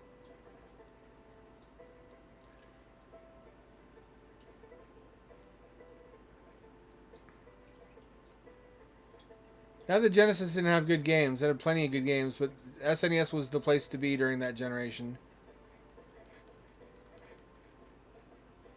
Aha, here's Labyrinth. Here's what dungeons look like in this game. Which is, unsurprisingly, very much like Zelda.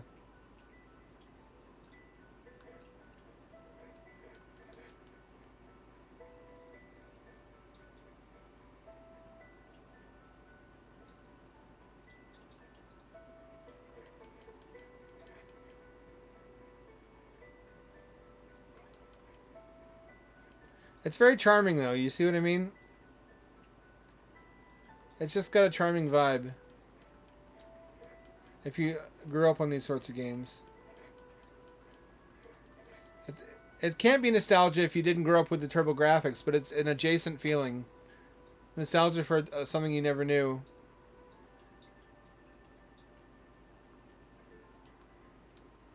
That's the map in Zelda. That should look familiar.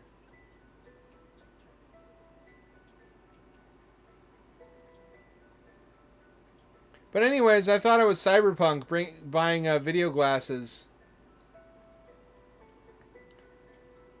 in like 2003 and using them with my Xbox, even though the image quality was, well, I mean, it was the maximum the Xbox could put out. Xbox put out 640 by 480, and that was the resolution the video glasses could do. But they were like LCD micro displays, which were not the best refresh rate. Or, that's not the right word, like, persistence or whatever. It was not a low persistence display. It also didn't give me any 3D effect, even though the glasses were technically capable of stereoscopy. But only with, like, supported content, which was side by side, which I only ever got to use with YouTube videos.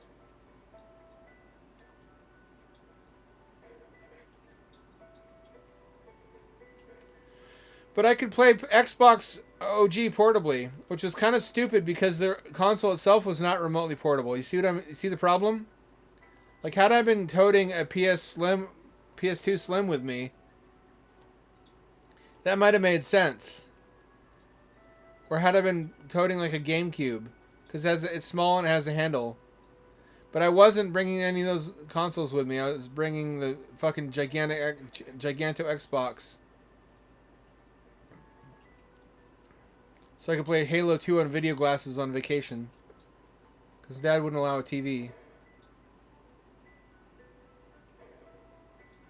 Whenever I tell people things my dad did, like, instead of buying me Christmas gifts, he would buy me boxes of parts and tell me to make the gift I wanted.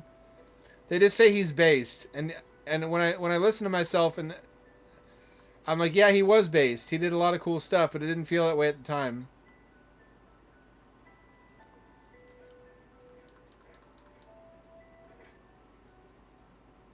And it was for the best. It taught me a lot of skills. But sometimes you just want a Megazord as a kid. Sometimes you just, like, if he got me the Megazord and the box of parts, that would have been the best of both worlds. But no, he would get me, like, big boxes of batteries and wires and circuit boards and breadboard and LEDs and motors and buzzers and whatnot, and say, make your own Megazord if you want one so badly. That's why people are always surprised when I know so much about technology, despite not being an engineer myself. Because I was forced to. Probably for the best over in the end.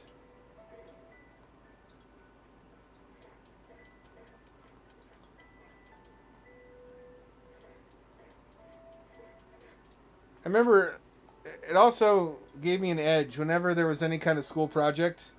I would always have the most impressive one. I remember making my own. It wasn't a radio controlled car, it was a wire controlled car. Because I didn't know how to do a radio transceiver, but I knew how to complete a circuit in order to make a motor spin. So I made, when I was very young, it was in elementary school, I made a little Lego car with a motor on it and a long wire to a control box where if I flipped certain switches, it would cause one or both of the motors on the rear wheels to activate. So it was like tank controls. And I guess that was impressive to other children in elementary school.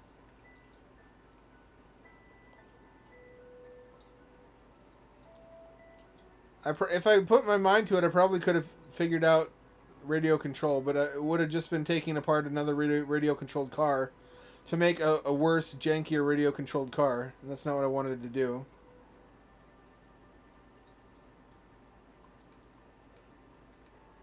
Chalice of Agony.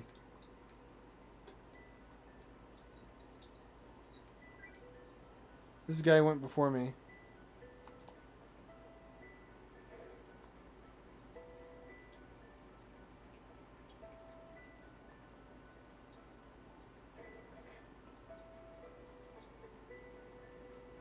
This is going to spawn them constantly, isn't it?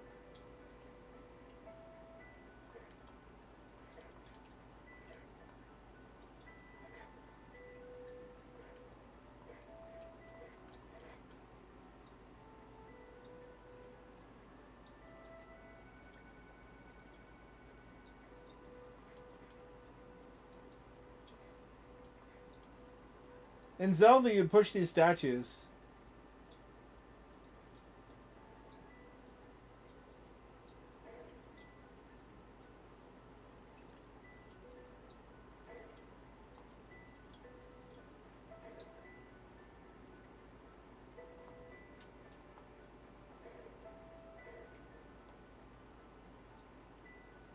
What am I missing?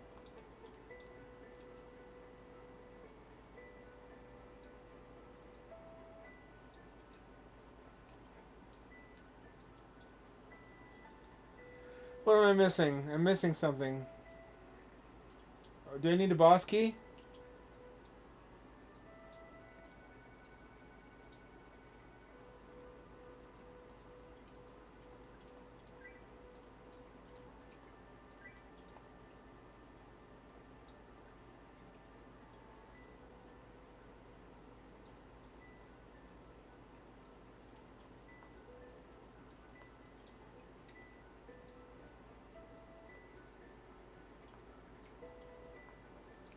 This is why there were adapters back in the day to use Super Nintendo controllers on TurboGrafx, because those were much more comfortable controllers.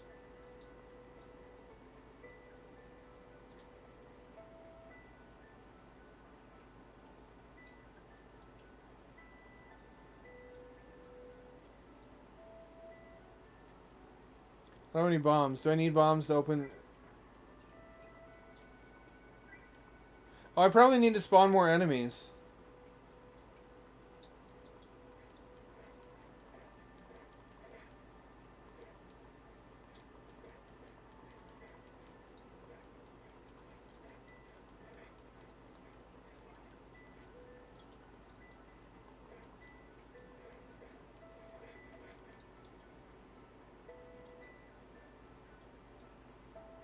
Are they down here?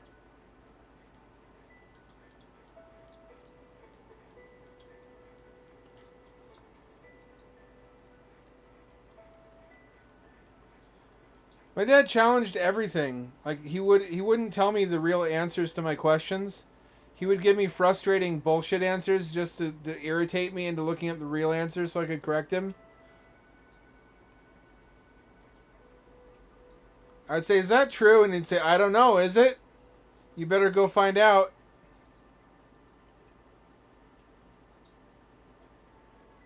Like the tree, like wind is just sneezing trees, which he stole from Calvin and Hobbes. I later found out. I wrote a song about it, Trick Them Kids. Let me find it. Trick them kids.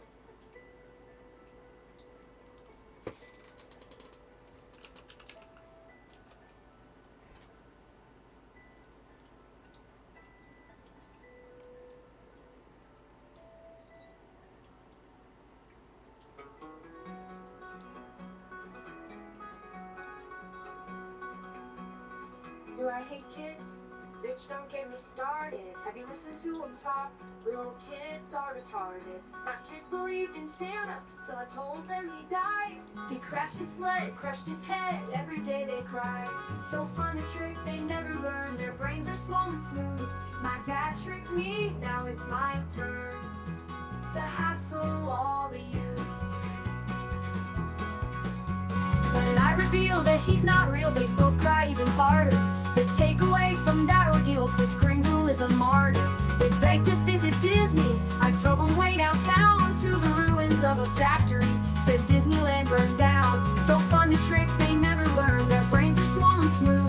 My dad tricked me, now it's my turn to hassle all the youth.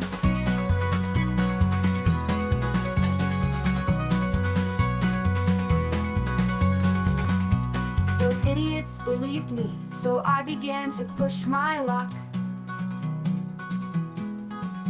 Said every breeze is sneezing trees, they thought it dumb as fuck. How do ATMs work? There's a little man inside. When I'm low on funds, I tell my sons, the little man has died. So fun to trick, they never learn, their brains are small and smooth.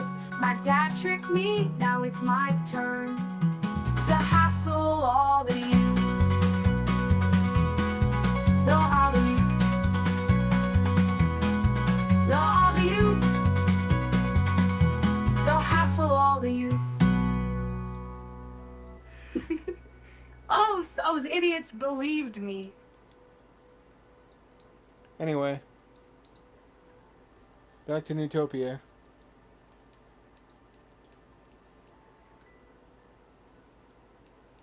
I guess I have to leave the dungeon and come back with more bombs.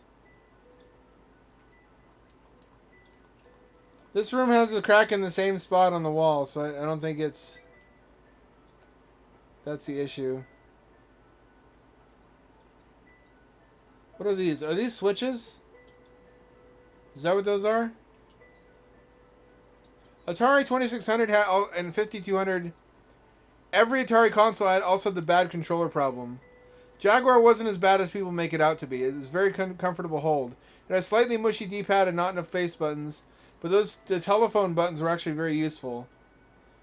You don't know that if you don't play the games, but if you had the overlays, then in Doom you could individually select weapons. Any weapon at any time. What it really needed was shoulder buttons, which it didn't get to the Pro Controller. But I digress. 5200 controllers, worst in history. They arrived broken. You basically had to use third-party controllers. 2600 controllers, incredibly stiff joystick, very prone to breaking. One button, just not great. Just not great.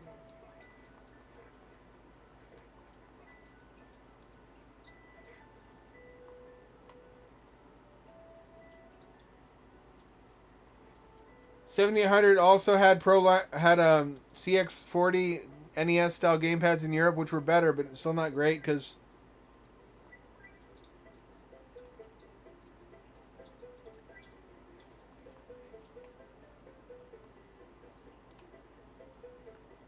they had a little thumbstick you screwed into it that made it worse, not better. But they had to do it to make it different enough from the NES pad to not get sued.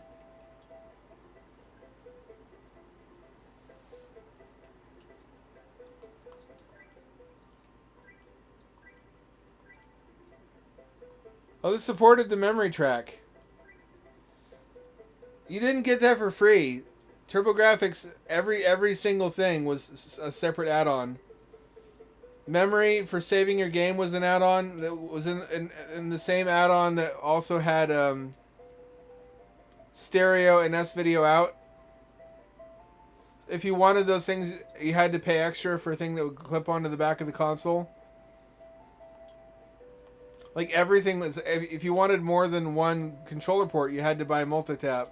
It only came with a single controller port, which was a blunder, in my opinion.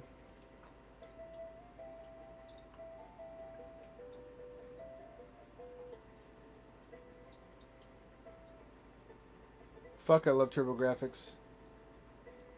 It's the higher energy video game system, by which they meant a little bit better than NES. Then again, so was Master System. Master System technically looks better than NES in a lot of ways. But it also just happened to get ports of a lot of my favorite games from that generation. Like it has a great port of Dragon's Curse, which looks almost identical to the Master System one, but the Master System one also already looks pretty good. It has CD music though, if you get the CD version. There was also Wonder Boy and Monster World, which is the only other game in the Wonder Boy series that was a Metroidvania. Those were the two, and they're both on PC Engine CD. Which it's arguable which one is better, that or the Genesis version, because the Genesis version, I think, it had parallax scrolling, and it also had a pretty good chiptune soundtrack of its own accord. CD music wasn't always better, like with Eco the Dolphin. Like, they would just slap anything on a CD and assume it's better by virtue of being CD audio.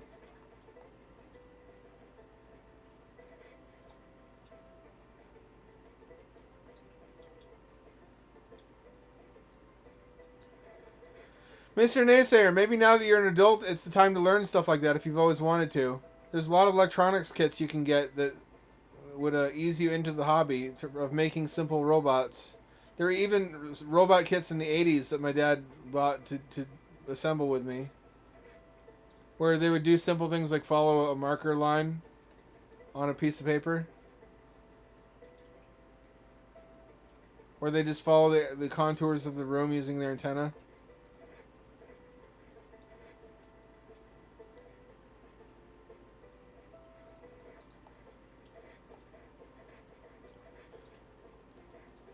I love my dad. He was always very concerned with educating kids about computers. He even donated computers to my school for the PC lab, because all they had was like Apple IIs, which were hopelessly out of date. And he would add on an electronics lesson at the end of Cub Scout meetings, which is also where I discovered the girls are scared if you chase them with a power drill. Which I guess sort of foreshadowed my horror writing career. I would just rev the drill and chase after them, and they would scream, and I would feel weird tingles. That's probably TMI. I also remember scaring a girl in elementary school by eating a strand of her hair and saying I was a cannibal. I was always a spooky little weirdo. I had too much brains for a kid. Not befitting a person my age.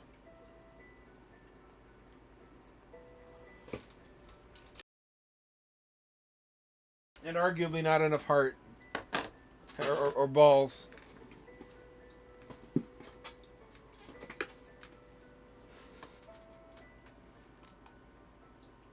I believe in you, Mr. Naysayer. I think you have capacities that you don't even know about. I think they've been suppressed just because you've had a difficult time and you don't think as highly of yourself as maybe you ought to, and you don't know what you're capable of. I think you're in a position now you can learn all sorts of different things. I think you should give it a shot. See what you're capable of.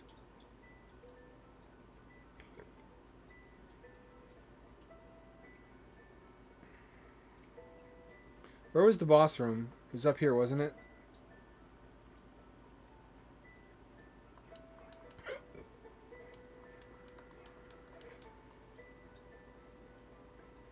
Fuck, already down to 1 heart.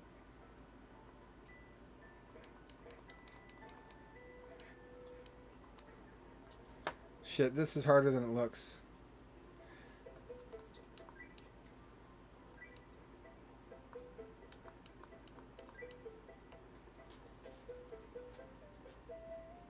Motherfucker. It's quitting time anyway, but that's Newtopia. Probably the best best RPG. There's other RPGs on the platform. If you want an action RPG, this is one of your two choices, the other being the first Newtopia. They didn't really have a place in their heart for this genre. They didn't make many for this platform. It was, again, mostly a shmup fanatic console. There's also not many traditional JRPGs for it.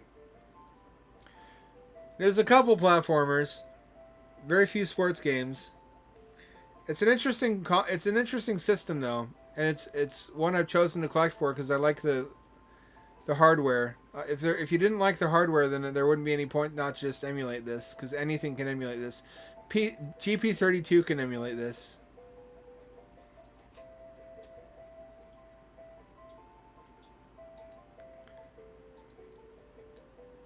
Time to raid Pippa. It's going to be a big event this time. We're raiding Pippa. Get ready.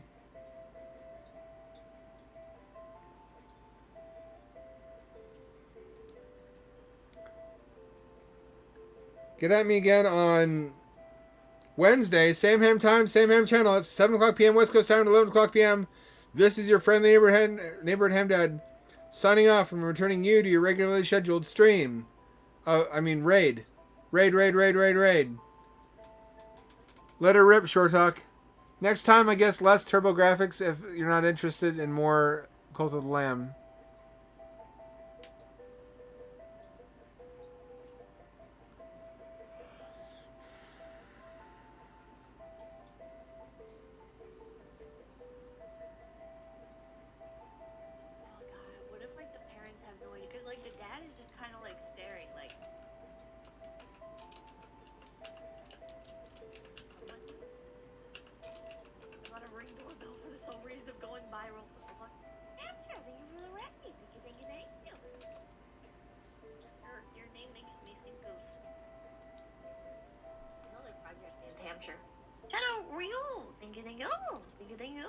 He's checked out.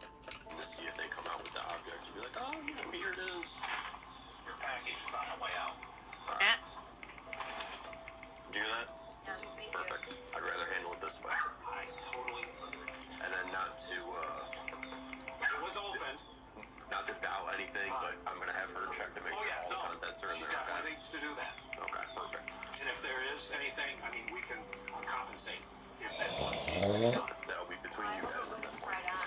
The offer to walk away seems to have worked, as the woman somehow magically finds the package inside her house and returns it to the officer. The officer now hands the package to the owner, who checks it and finds that 5 items are missing.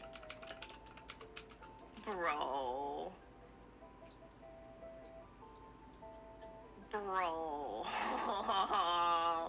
Can you imagine? Greedy? That's so fucking greedy.